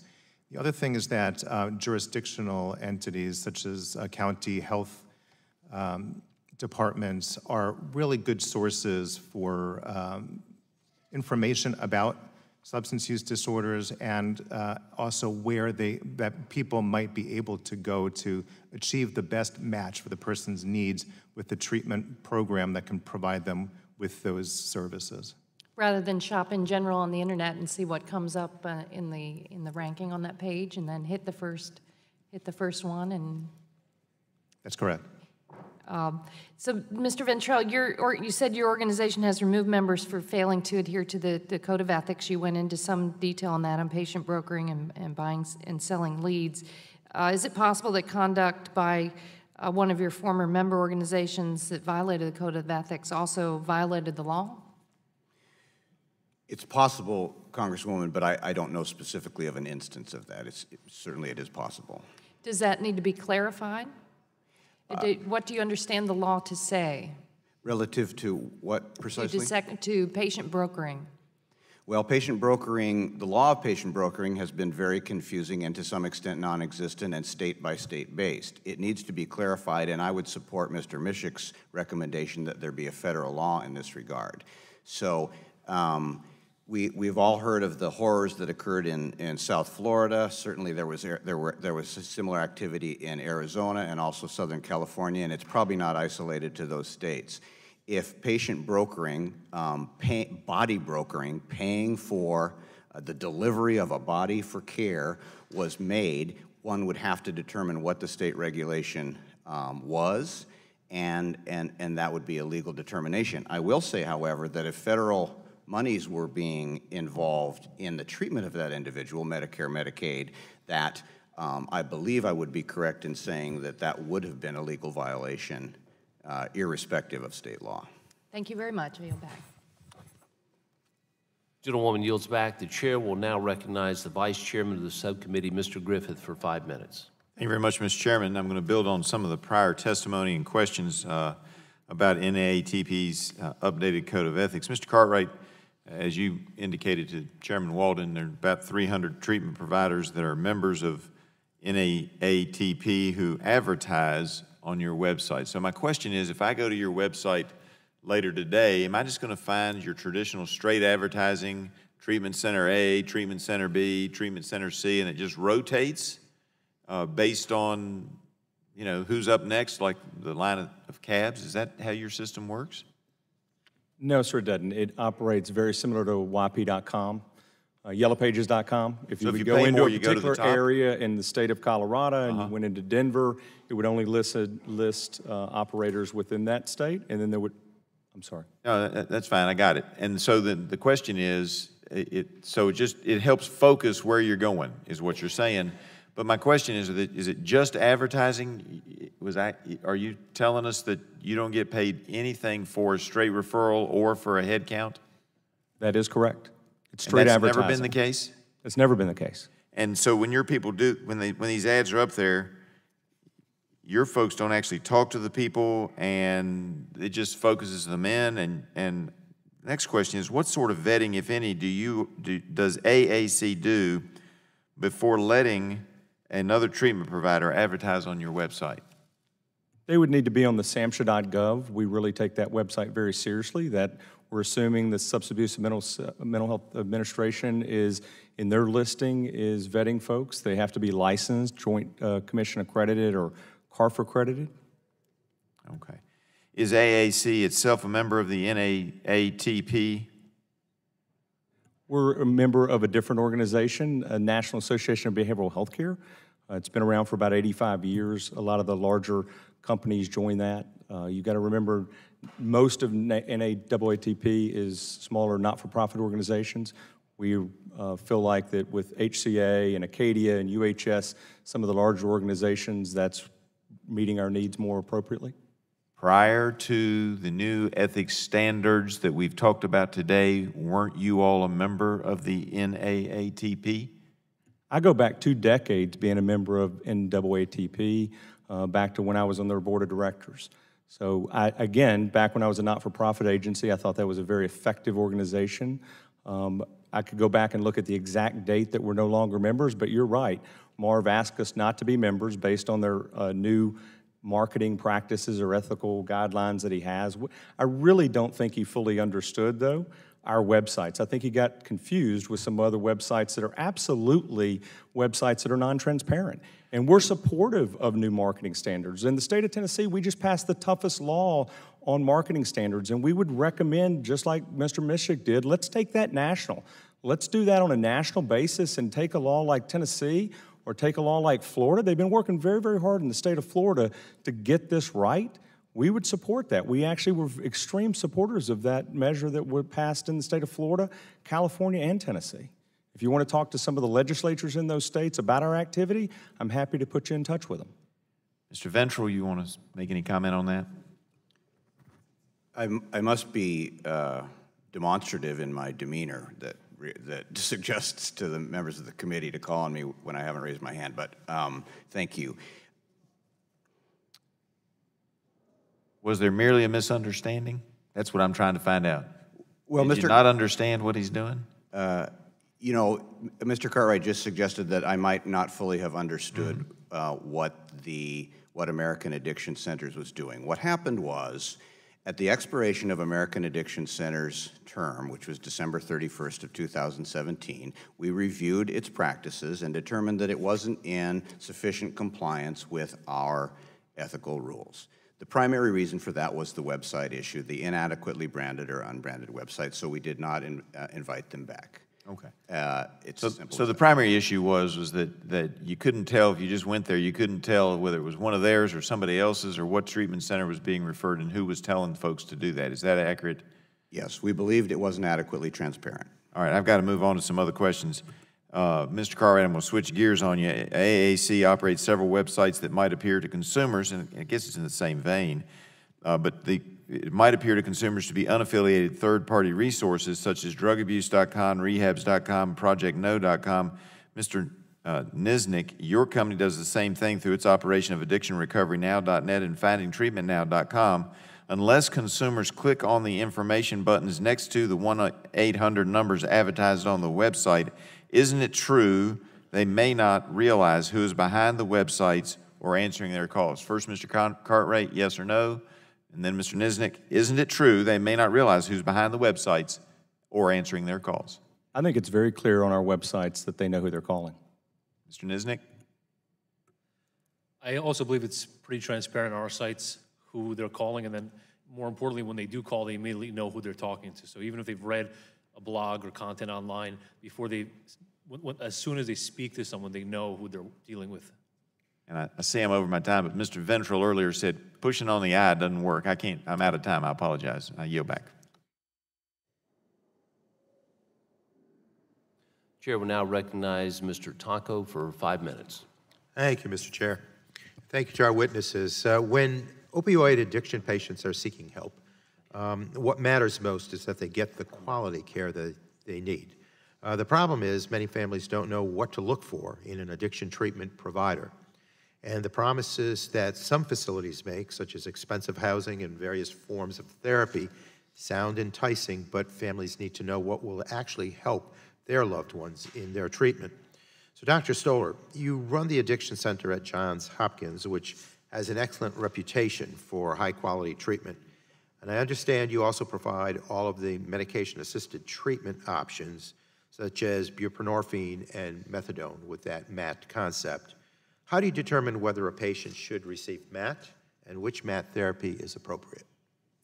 Thank you. We do a comprehensive evaluation upon consideration of admission of any patient. At the end of that comprehensive evaluation, we might recommend that the person go someplace else. Maybe they need an inpatient admission for alcohol detoxification or something else. The most important thing is that the patient has particular needs that we feel like we can match. The way that we match that, let's just look at medication-assisted treatment, is that we look at, number one, patient preference. So some people come with a particular preference. Number two, we look at their past history of treatment, both their successes and their failures. Both are important in determining what the person might need right now. We also look at other medications that they might be on, their particular symptoms of disorder, how long they've been using, and the severity of their use. Thank you. And as we know, millions of Americans are affected by this crisis, and not every family can afford the higher-end facilities. Dr. Stoller, what treatment options are there for people with limited means, and do you have to spend a lot of money to get quality care? So I'll go back to my written and oral presentation. I think that there are particular requirements of the treatment program in terms of delivering care that is comprehensive. The use of medication-assisted treatments for people with opioid use disorder is very important. And if the particular program doesn't deliver it themselves for whatever reason, then connections and very strong linkages with programs and physicians who do is very important. We have a hub-and-spoke model where we use our opioid treatment program as a hub, and we work very closely with area primary care providers and psychiatrists who might be providing that medication-assisted treatment. Thank you. And what are some reliable metrics to use to demonstrate a success rate for opioid addiction treatment? One of the most important ones is retention within the system of care at a level of care that matches the person's need.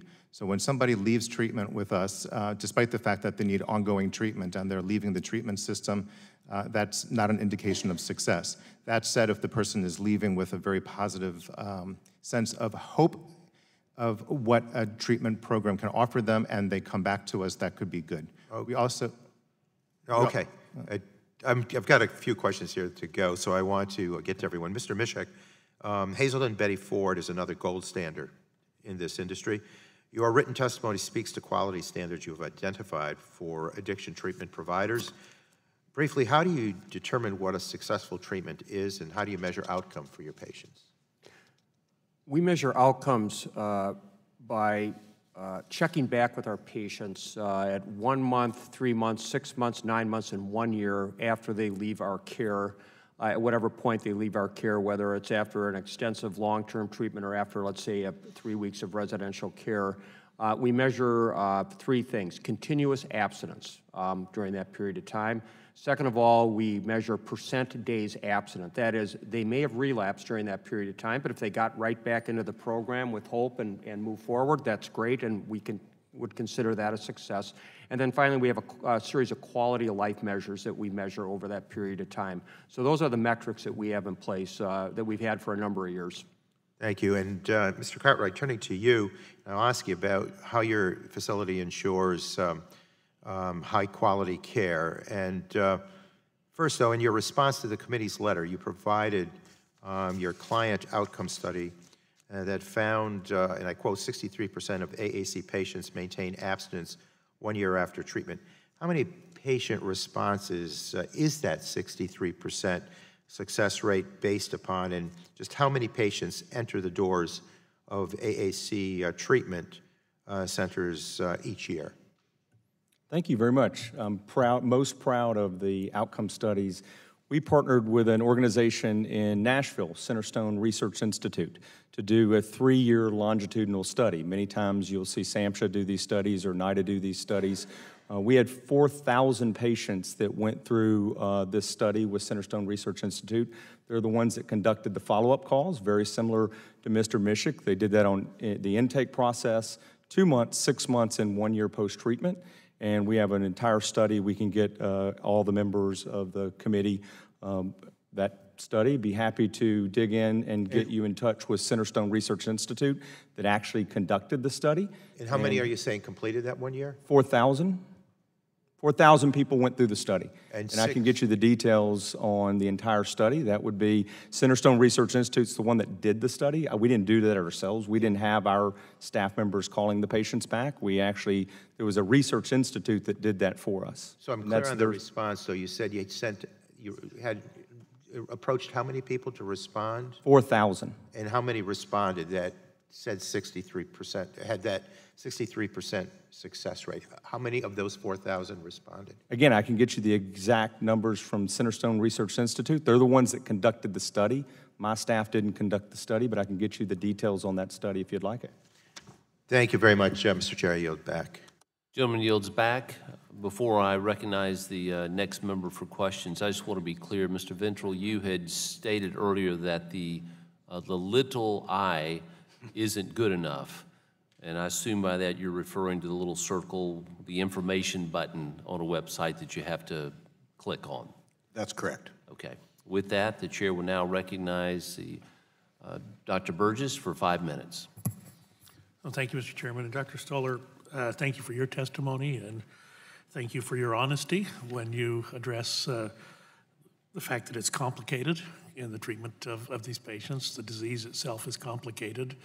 The people who are affected by the disease themselves can be sometimes very complex individuals with very complex histories, and oftentimes there are confounding comorbidities that have to be taken into consideration. And as a consequence, well, let me just back up a little bit. Your expertise that you bring to this, you are a board-certified psychiatrist, is that correct? Yes, I am, with additional qualifications in addiction medicine. So would the committee had the ability to refer everyone with this problem to you or someone of similar qualifications, but unfortunately, that's not always the case. And we are left with trying to provide as much care as possible to protect the greatest number of people, but recognize that it's an imperfect process. But at some point, I would love to visit with you and get your perspectives on how much is okay, how much is too much, and I suspect you have some pretty keen insights into this, and I really would welcome the opportunity to follow up with you on your experience in treating, again, this very complex type of patient. My pleasure. Mr. Ventrell, let me ask you a question, and thank you for that answer. Your organization, the National Association of Addiction Treatment Providers, so you had some people that you did not renew their because they did not meet your standards. Is that correct? That's correct. And tell me again how many different centers you did not renew? Yes. First of all, let me explain that sometimes we will hear a number that represents campuses. Other times you'll hear a number that represents the parent corporation. The answer to your question is 24 parent corporations, 99 facilities, and that is the number, sir, as of last week, Friday. And so what has happened is the majority of NAATP members, NAATP membership functions on a calendar year. The majority of members expire on December 31st of the calendar year. So that is why the vast majority of those who are no longer part of our rolls were deleted at that time. But this continues to go on throughout the year, and as we receive applications or see other issues, we may remove based on that. So the number has increased since December 31st, which was the number that your committee staff gave you. So you're in the rehabilitation business, or you represent companies that are. Are there some of those people who fell through that, some of those organizations or those facilities that were just one or two clicks off of being okay, where you could work with them and bring them back into the fold? Or was it once you're done, you're done? Thank you for that question, because our goal is not to remove members. Our goal is to create a society, a professional society of treatment providers that are aligned in terms of values-based care and ethics. And so what we want to do when we receive a complaint or become aware of an act is to contact that treatment provider and say, this is a problem. So Can you fix it? Let me ask you about that becoming aware of something. And I'm purposely not asking our other witnesses about any history of lawsuit activity or pending litigation. I don't want to get into that, but is that something that you consider through NAATP if there has been a settlement, if there has been an action or an allegation? Is that something that you evaluate? As it concerns potential liability to our organization? Is that your question? No, the liability experience of one of the providers. Is that something that would be a red flag? The reason I bring that up is I cited the testimony that we had last December from Eric Gold, who was an assistant attorney in the Massachusetts Attorney General's office. And I asked him the question. I said, look, I'm a doctor. I practiced for years. If things are not going well, you worry about liability lawsuits. And where are those liability lawsuits for the types of organizations that he brought before our committee that morning? And he said, well, it just doesn't happen. And that was a little bit astounding to me. I got to believe that sometimes litigation does result. Do you evaluate that litigation when it's, that's all public knowledge, correct? Certainly. We want to know what all of our centers are doing in terms of clinical and business operation. And if we become aware of that, that would certainly be a red flag that concerns us. And so has that happened? Not specifically to my knowledge, no. Has not. Again, I find that surprising. I just have one last observation. I want to ask our treatment centers predominantly to get back to me with this information. One of the family members that was interviewed in our roundtable earlier this year talked about her son. She said it was continued on her medical insurance up to age 26, was eventually died of an overdose, but not before he had been resuscitated 7 times with Narcan in emergency rooms. And her question to us was, how can he still be on my insurance and I not be informed of this type of activity? And what was preventing someone from telling me that my son was in an emergency room 7 times requiring Narcan? So again, I'm going to submit that question for the record, but I would be interested in your responses to that. And I yield back, Mr. Chairman. Gentleman yields back. The chair will now recognize the gentlewoman from Indiana, chairman of our Ethics Committee, Ms. Brooks, for 5 minutes.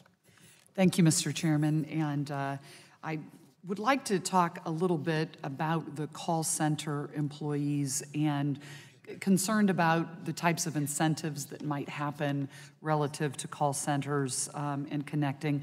Although I certainly appreciate that as we've talked and heard, those with addictions that I've talked to or their families, I appreciate that it is incredibly difficult work that treatment centers provide. And success rates are very difficult. Relapses are common. Dropping out of centers is common. This is an incredibly difficult group of people to work with. Unfortunately, it's large and growing, and we've got to make sure in our oversight role that we are providing and making sure that these folks are not being taken advantage of. And addicts that I have talked to, by the time they get to the point where they're ready for treatment, they are that desperate, or their families are that desperate, and have usually tried many centers. The last center I visited, one young man said it was about his third or fourth center he had been in. And so I think that this is a really difficult problem we're trying to work on, and that's why we want to make sure whether they go to the internet, whether they're going to a phone book, I don't even know that anybody's using that anymore, but whatever they're doing, we want to connect them with the best treatment possible. And with all due respect, no one knows what SAMHSA is. An addict doesn't. I would say we as the government and providers do, but we have got to get this figured out. There also aren't nearly enough psychiatrists coming out of our med school classes and addiction specialists. And so we've got to keep focused on this problem because we are losing far too many people. I'd like to know, maybe Mr. Cartwright, Mr. Mishik, and Mr. Nisnik, how are your call center employees paid, and are they given bonuses? Mr. Cartwright?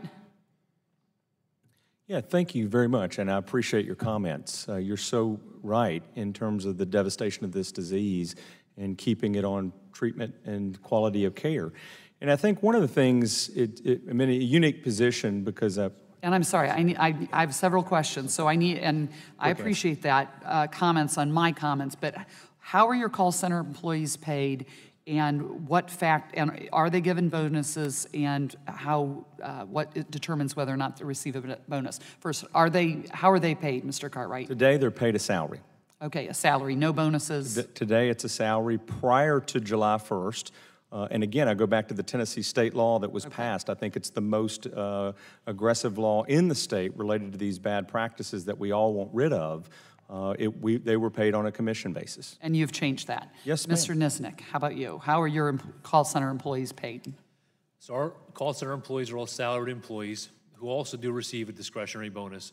It's based on many factors that you'd expect someone who answers calls to measure. So courtesy, returning calls, not missing calls.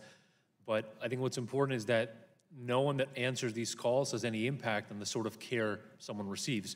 So when a patient comes to us, the doctors, the nurses, the therapists, they make that determination. So the rep really is just being measured how good of a job are they doing explaining the services we offer and performing just the typical job duties of answering calls. But how would one call center employee get a bonus versus another call center employee? How does that information come to you or whoever their supervisor is as to whether or not they receive a bonus? And is it monthly? How is it determined? The bonus is monthly. And again, it is discretionary, and it's based on maybe 7, 8, 10. It's based on a list of factors that I've provided in my written testimony. But you measure things like, do they answer the call? Have they missed calls? Are they helpful? When the managers walk around and hear a call, are they being polite? Are they knowledgeable in the program? So all these factors are relevant in determining is the person answering the call doing a good job. Okay. Mr. Mishik, are your call center people paid? Our call center employees have always been salaried. Without bonuses? Correct. Are there any minimum admissions goals for any employees, kind of like sales quotas? No. Mr. Cartwright? Today, no. Okay. There have been in the past, but there are not any longer. Yes, ma'am. Again, I go back to the state law in Tennessee, Correct. and we'd love to see that nationwide. Okay. Thank you, Mr. Nisnik. Are there any imposed minimum admission goals? There's no minimum admission goals per person, but collectively as a group, we want to make sure that people answering the calls are doing a good job. And like I said in my oral testimony, that like a receptionist in a doctor's office, you want to make sure the person answering the call, answering your questions, being polite and doing a good job. And I'm sorry, my time is up, and I may submit a couple of more written questions. Thank you. Thank you for your work. Gentlewoman yields back. Chair will now recognize the gentleman from New York, Mr. Collins, for 5 minutes. Thank you, Mr. Chairman. And the witnesses, it's an intriguing hearing because this problem is almost insidious in its nature, and it's almost hard to begin. Let's start with the federal regulations versus Tennessee. Mr. Misick, you pretty much were calling on Congress to do something and to call on the FTC to regulate. That's correct. Maybe quickly, if I could ask the other witnesses, do you agree that in this situation we need, in this case, Mr. Cartwright, you talked about federal law versus state law, which is popping up here or there. You believe this is a place that the federal government should step in and broadly regulate what's going on, especially in the advertising area? I do. I think there are existing FTC laws that get to this, that need to be enforced, but I also think your attention to this is much welcomed. Yeah.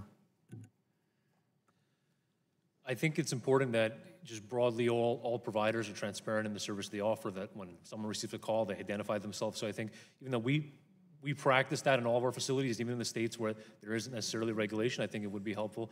And I think equally as important, it would be regulation that would look at standardizing care so that, providers— Which you're talking about then federal, but you're saying some states aren't doing anything, others, Tennessee, may be doing a lot, in which case you're saying the federal government in this case should step in. We're always somewhat cautious about, federal versus states' rights and so forth, but it's sounding like in this instance, you're calling for the federal government to step in. Right. I mean, because there, for example, for the standard of care, I mean, there isn't a national one that's consistent from provider to provider. So even as a facility, we defer to the professional judgment of our doctors and clinicians, but I think it would be better if they knew exactly what was at least at a minimal level expected from them. Yeah, Mr. Cartwright? I do think we need federal intervention, and not just in marketing practices. We have a similar issue related to licensure.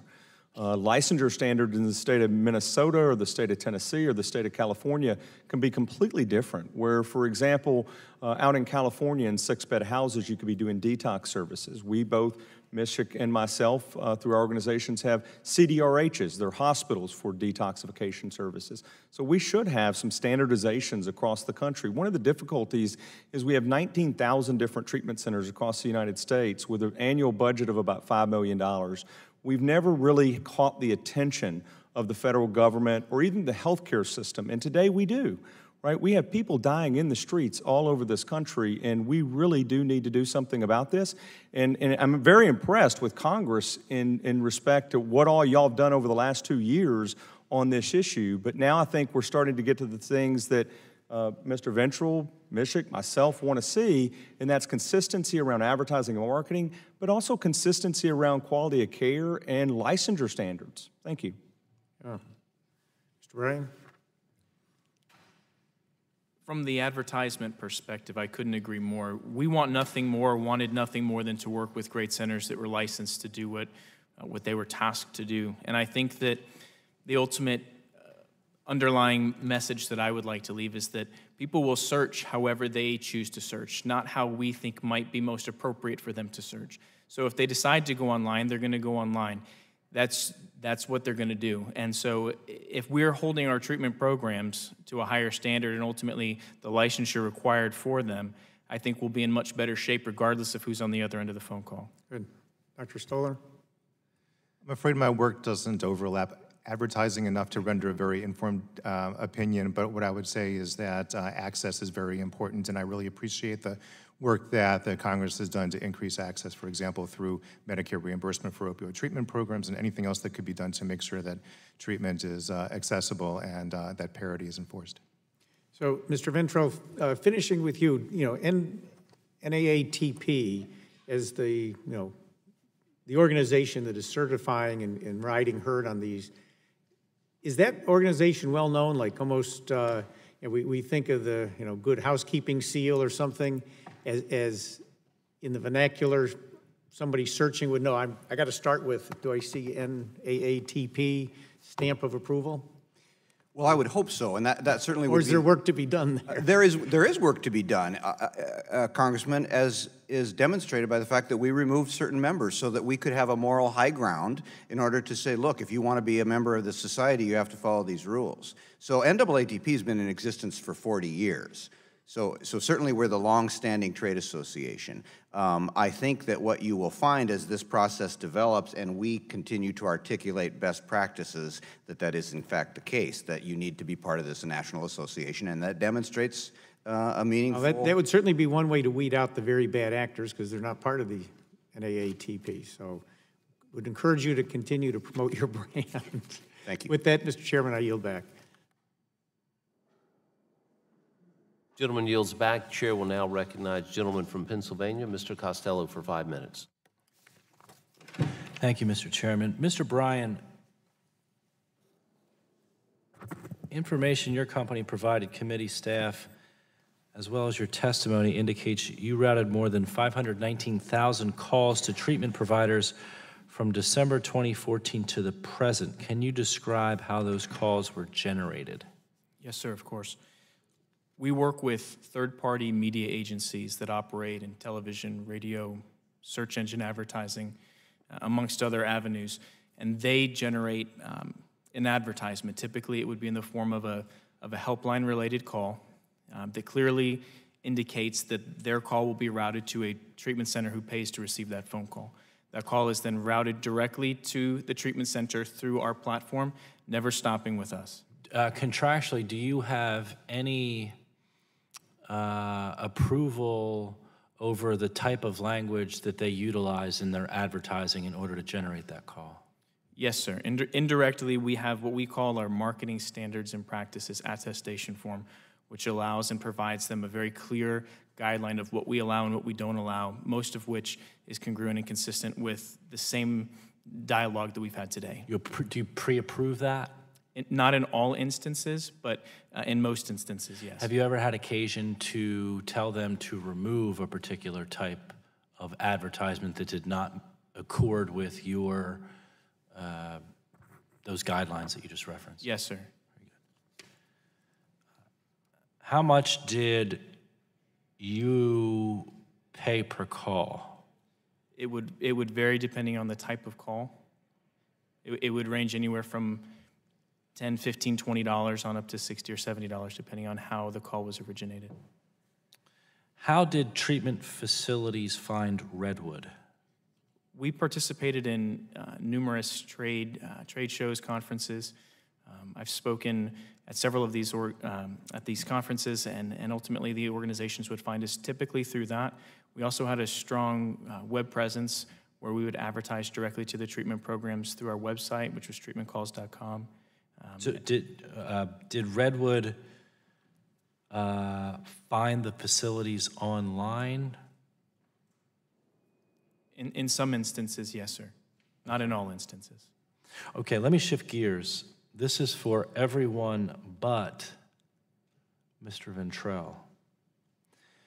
I want to talk about success rates, because in a lot of these advertisements, you hear talk of there being, a successful treatment. We don't necessarily know what success means. So for each of you, what is your facility's success rate, and how do you define success? Is it admission to your facility, completion of the program, maintaining sobriety for a month, 6 months, 1 year, 5 years? Starting with Mr. Mishik. Thank you, Congressman. First of all, we don't use that word, success. It's outcomes. This is a chronic disease. You're going to have it for your lifetime. Hopefully you are in recovery and are happy, joyous, and free, as they say in the big book. We measure, as I said earlier, outcomes after 1 year of being with us, whatever point you leave us. And do you list that in your advertisement at all? What's your outcome? We don't advertise it. Okay, and I want to hone in on the advertisement and the use of the word success or anything related thereto. Mr. Cartwright. We don't use success rate on our advertising. We conducted an outcome study that we've published and put out there just recently over the last several months, okay. Where 4,000 patients went through that I'm very, very pleased and proud of, but that doesn't encompass all of our folks that are going through treatment annually. Mr. Nismick. We don't advertise what our success rate is or define it in any of our ads. We don't have treatment centers at all, so we don't have success rate. Dr. Stoller? Our position is similar to Mr. Mishek's. We measure outcome over a continual time period. Mr. Mishek, share with me some of the other challenges in tracking success within the substance abuse industry. Well, again, success for us is lifetime recovery. It's a chronic disease. One of the unfortunate features of it being a chronic disease is people relapse. People come back to treatment often many times. It's important never to give up hope, to bring them back, get them back in the continuum. So success for us are things like, yes, completion of a particular episode of care is really important. Participating in recovery management is really important. Making it to 12-step meetings, if that's the route you're going, is really, really important. Those are the things that we really focus on, and those are the things we look to for success. I hope that answers your question. It does. Thank you. Yield back. Gentleman yields back. The chair will now recognize the gentleman from Georgia, Mr. Carter, for 5 minutes. Thank you all for being here. Very important subject. I've always described the opioid epidemic as being two types of problems. One is how do we control that, what I consider to be the tangible part? How do we control the number of pills out there, the number of prescriptions? And two, the intangible, and that is what do we do with those 2.5 million people who are currently addicted? How do we help them? That's why you're here today, because we need answers to that. That's very difficult. I'll start with you, Mr. Bryan, and ask you this. Are you familiar with the Addiction Network? Yes, sir. You are familiar with that? As I understand it, it features a gentleman, a bearded gentleman in blue scrubs saying, call this number and you can get help. And is that your company doing that or what? It's not our company doing that, sir. It's not your company doing it? No, sir. Okay. I want to ask you about, so you have a list of companies that you refer people to. Yes, is that correct? Yes, sir. Okay. What are the qualifications for a company to be on that list? Licensed in the state that they are. Just licensed? Yes, sir. Anything else? Not with us, no. Not with you. What about you, Mr. Cartwright? You do the same thing and same business model, is that correct? A little bit different business model, sir. Okay, very quickly, how different? It's an advertising model. They It's don't an call into advertising our model. call center, and then we don't refer them out. Do you have any requirements for them to be on there? We do. They have to be part of SAMHSA's website, which I'm You mentioned assuming that is earlier. vetted. They have to be a licensed organization with Okay. PARFR JACO accreditation. Do you take into consideration, as my colleague just asked, outcomes? Do you take that into consideration? Do you ask those companies before you put them on your list, tell me about your outcomes? We do not. You do not. Mr. Bryan, do you? No, sir. You do not? No, sir. So outcomes has nothing to do with it. They're just on the list. When you refer, Mr. Cartwright, a patient to one of these clinics, if you will, do they reimburse you for that? No, sir. We don't refer people to clinics. Okay. When you refer people, Correct. the company that you refer them to. If a call comes into our call center and Right. we refer it out to another facility, we Okay. would never, no. Does we would that never facility take money reimburse from you them. anyway No. at all? No, sir. How do you make money then? We don't make money from that at all. You don't make. Where do you make your money? We're a treatment organization. We have 39 treatment centers in 9 states, and that's where we make the bulk of our revenue, just like Hazleton Betty Ford Center. Do you refer patients to other facilities besides yours? If somebody calls into our call center and they're in a local area and we don't have a treatment center in that area, absolutely, we'd refer them to the SAMHSA website. We may even walk through that SAMHSA website with them and let them know about local facilities in that area, but what we would about never you, take Mr. money from Bryan? them. Do you get any kind of referral when you give a referral to another clinic? Do you get reimbursed? We don't make any referrals whatsoever. We don't have a call center that accepts phone calls. You don't have a call center, so when you route them, Yes, sir. to that clinic, Yes, do sir. they reimburse you any at all for that referral, if you will? For the phone call, we receive compensation for it. Yes. You receive it from the clinic. For the phone call itself. Yes. Okay, so again, you don't take into consideration. I mean, there's no prerequisites for that company, for that clinic to be on your list. You just simply go in and list them. Let me ask you something. When you make these kind of referrals, if you will, do you interview the patient? Do you sit there and say, okay, tell me what your problem is, tell me what your pay type is, tell me, what you're looking for? Do you do anything like that, or you just say, hey, this is in your area, this is who we recommend? We don't recommend, we don't talk to the client ever in that engagement at all. We don't have any interaction at all with the Then how do you know who to refer them to? We refer them to licensed facilities, sir. The prerequisite to work with us, if it was good enough for the state to issue licensure for them, that's our prerequisite in order to do business with us. Okay, do you think that serves the best interest of the patient? I believe it serves the law in the state of Florida that I live and work in.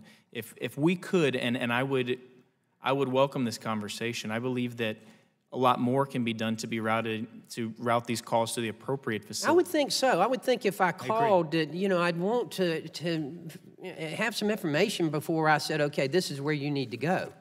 Mr. Cartwright, you've referred to state laws that have been passed. Have they addressed any of that? They don't address I think what you're getting at is the quality of the facility that you're referring someone to. The quality and the type of facility. I mean, if I say, I've got an addiction and I'm looking for something that's faith-based, and I need your recommendation. Do you take into consideration anything like that? Again, if Congress would support something like that through SAMHSA, I think that would be excellent. I do think that this is where it needs to land, is in Congress's lap, because each of the states are so different in terms of how they license. I'm out of time, but listen, we're very responsible people up here, and we want to do, and we're going to do what's right, but we also look to you to have a certain level of responsibility as well. So don't always look to Congress as being the ultimate answer here, okay? Thank you very much, Mr. Chairman. I yield back. Gentleman yields back. The chair will now recognize the gentleman from Florida, Mr. Bilirakis, for 5 minutes. Thank you very much. Thank you for your testimony as well. Thank you, Mr. Chairman, for holding this very important hearing. If there's one thing that's been made clear in today's hearing, it's that there is a lack of clarity on how individuals can ensure they are seeking care that will best meet their needs. I want to better understand how we can serve our constituents by creating a clear path forward here. Mr. Ventrell, does the association have a definition of what quality care is, and then what resources exist for the consumer to seek out quality care? Thank you, Congressman. Yes, as part of the Quality Assurance Initiative, NAATP developed a resource called the NAATP Guide to Treatment Program Selection. It's a comprehensive consumer tool, also useful for the field, that provides red flags and positive references. It is premised on 4 principles. Addiction treatment is health care and should be chosen as such. There are knowable indicia of quality of care. It's not a mystery. We know what produces quality care. Third, there needs to be transparency in the marketing process. And fourth, the institution that you go to should adhere to a recognized code of ethics. Let me ask you a question, and maybe this for the panel as well. Would a star rating system be very helpful? Because that kind of simplifies it. In certain areas, rating the particular facility, I think that might be simpler. I mean, people, again, these are their loved ones, and they want to make the right decision for them. So if anybody wants to chime in on that, I'd appreciate an answer. Yes, sir. May I, sir? It's an attractive solution, but I think it's a dangerous one. Things are more complicated than ranking by star. I don't think that's achievable in a reliable way. What I would do it suggest for nursing homes. I distinguish that, a nursing home as opposed to a substance use disorder facility or mental health facility. Yes. Thank you. The floor needs to be clearly established in order for a process like that to work. In other words, nursing homes must exist, I believe, at a certain level of quality and before you can start to talk about that. What I propose, or what we propose or suggest instead, is that the floor, the basic operational requirements, should be regulated sufficiently such that if they are, and then you read the services offered, the consumer can rely on that, and a star system wouldn't be necessary. Okay. I just want to make it clear and less complicated for the consumer. And I want them to know where to turn to, where to find this information out, and I want it to be easily accessible. Let's see. A big concern that this committee has is ensuring that when an individual or their loved one is seeking substance use disorder treatment, they know what things to look for. And you mentioned the flags. What things to avoid, again, to best protect themselves from falling prey to any deceptive marketing schemes that may be out there, and there are plenty out there. Could you identify a few red flags that individuals should be on the lookout for when seeking care, as well as a few green flags that might indicate that a treatment center provides quality care? For example, some reports suggest paying attention to whether or not the facility lists a staff page, or asking the person who answers the phone whether or not they are actually at the treatment center. So, Mr. Ventrell, you can start if you like. Sure. As part of the same document which I've referenced, we've listed red flags and questions to ask. Red flags generally that we believe should be observed are generic websites, call directories, or websites offering treatment placement. Many of these make referrals based on business relationships. That's the problem. Questions to ask include licensing, accreditation. It's all based on transparency. We would like them, obviously, to be members of our national association. How long has the facility been in operation? Who are the staff? What levels of care are provided? What are the placement criteria? What is your procedure for the continuum of care as the chronic disease exists one's entire life? The list goes on, and I'm happy to provide that. In fact, it is part of the record. Okay, let me ask one more question. I do have several here, but with regard to payment, you know, because it's difficult for a person to obviously want to make the right decision, okay, but also how many treatment centers take insurance, private insurance? What's the percentage? I can ask, whoever wants to answer that question would be fine with me, or you can even just talk about your particular treatment center, whether that center accepts private insurance. Yes, Congressman, thank you very much. And going back to your previous question as well, I do think that the addiction treatment industry is very similar to the nursing home industry. It's a maturing industry that could benefit from a STAR system like you were referring to.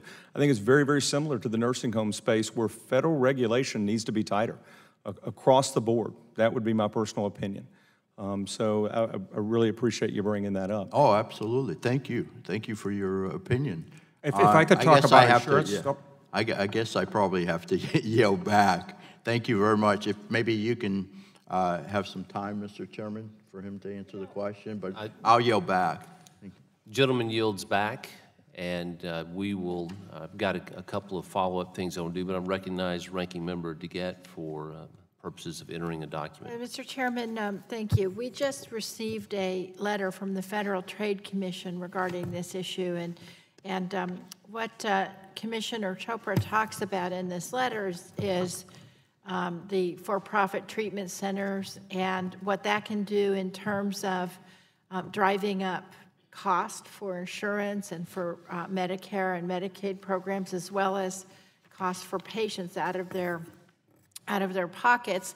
The letter also cautions about the deceptive trade practices in trying to match individuals to centers and the advertising.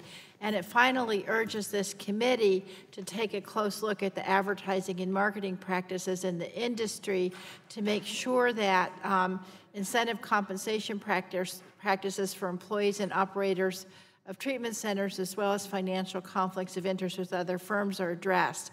And so I'd like unanimous consent to enter this into the record so that we can continue to look at these issues as we continue our investigations. Without objection, so entered. Any other comments, Ms. DeGette? I had a couple of follow-up items I just wanted to touch on. And Mr. Cartwright, how do companies and their phone numbers end up on your website And I ask that because we understand that there's at least one phone number that doesn't call the named facility that it is listed with. So how do companies and those phone numbers end up on your websites? We utilize the SAMHSA website in terms of the listings on there. Okay. And so if it's not been updated through SAMHSA, maybe we didn't update that. I'd love to know the website that, or the phone number that didn't go through correctly. We would certainly like to look at that. Sure, we will make sure you have that info to clear that up. Also, Mr. Cartwright, I know that you do operate, a portfolio of websites under your Recovery Brands business line. Are you able to tell us how many websites are operated under Recovery Brands and give us that information today? I can get you the exact websites themselves. I think we've been asked by staff to provide that, and we can certainly do that. That would be very helpful. One issue that this committee has explored, obviously, is abusive billing practices, especially with urine drug testing. For example, there are reports of clinics and labs charging more than $4,000 for a single urine test and for treatment facilities to test individuals 2 or 3 times a week. So for Mr. Mishik, Mr. Niznik, and Mr. Cartwright, can you explain how often your facilities test patients and what the average cost is, and answer, if you can, as quickly as you can? Sure. We do a urine drug screen upon admission for any level of care, residential, day treatment, intensive outpatient. During the course, the patient may get 2 or 3 additional tests depending on whether they came up on the randomized thing we do or whether there was for cause. We don't charge. We have no revenue from drug testing. The cost that we incur is about $20 a test, roughly. It's very, very low cost. Are those tests performed at your facility or sent out to a lab? They are sent out to a national lab. Mr. Cartwright. Very similar. We use ASAM guidelines just like Hazleton Betty Ford Center, very similar in terms of intake. We generate about $50 for a urinalysis sample, but we also own and operate our own laboratories, 2 of them, one in Tennessee and one in the state of Louisiana. So those are sent out to those facilities for testing? Correct. Okay, Mr. Niznik. We also test upon admission, and then on average, it's about 1.5 times per week, but it's generally in the discretion of the medical doctor that's overseeing the care of that patient to order whatever test they think is medically necessary. We send it out to the lab that we operate in Florida. How many, is your mic on? Yeah. Okay. How many labs and what do you charge that you own? Yeah, we own 1 lab. We operate 1 lab. It serves all of our facilities, and our average reimbursement is somewhere around $200 to $300. Okay. Do they? All right. I'll yield to Ms. DeGette for a follow-up. So you say that you test on the average of 1.5 times per week. You send it out to your lab. Are you then billing the insurance, the $200 to $300? Yes, that's the reimbursement we receive from the, no, that's the reimbursement we receive from the insurance company. Right, so you're billing the insurance $200 to $300 per 1.5 times a week, whereas these other labs or these other facilities aren't charging their people anything. Thank you, Mr. Chairman. Final question, and Mr. Cartwright, I pulled up drugabuse.com, which is yours, and going through the website, it has, lots of information. It talks about the opioid crisis. It has an 800 number. It's not too late to turn your life around. Overcoming your addiction, while we don't measure success or outcome, it certainly might imply to one that I will get that outcome if I go there. But you have to go to the small I that I asked Mr. Ventral about earlier to find out that your visit will be answered by American Addiction Centers, AAC, or a paid sponsor. Why wouldn't you just list that information at the top of your web page? You have to go hunt for that, either under the number or other things. Why wouldn't you do that? Again, our business model was very similar to WebMD. If you'd like us to change it and put it at the very top, I'm happy to do that. I'm not asking you about WebMD. I'm asking you if we're talking about transparency and what we're looking at here so that nothing is viewed to be deceptive, wouldn't it be easy just at the beginning of your web page to say that information? Yes, sir, we can do that. Who are the paid sponsors?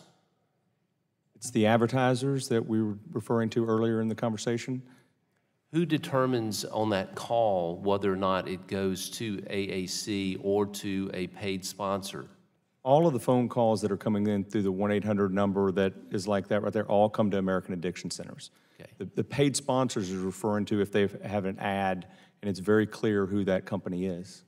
Do you send anything to an unpaid sponsor, or is there such a thing as an unpaid sponsor? Yes, there is. Okay, and how do you rotate? A call comes in, how do you determine who it goes to? It's not a call that comes in. If they're looking on the website, and if you go down through the website and you look in Colorado, look in Denver, Colorado, it would have all the local providers in that area. They wouldn't have to pay for that listing. It would have all of them listed there, all the not-for-profit agencies, all the hospitals, treatment centers. But if I call that 800 number, or 877 number, whatever it is, if I were to call that, it would go to a facility or go to the hotline? That would only come to American Addiction Centers. Okay, all right, I got it. I want to thank everyone for their testimony. This is an issue that we're obviously concerned, but I thank you for your time, your patience, for your responses. I would remind members that they have 10 business days to submit questions for the record, and I would ask the witnesses that you respond as promptly as possible when you get such questions. With that, the subcommittee is adjourned.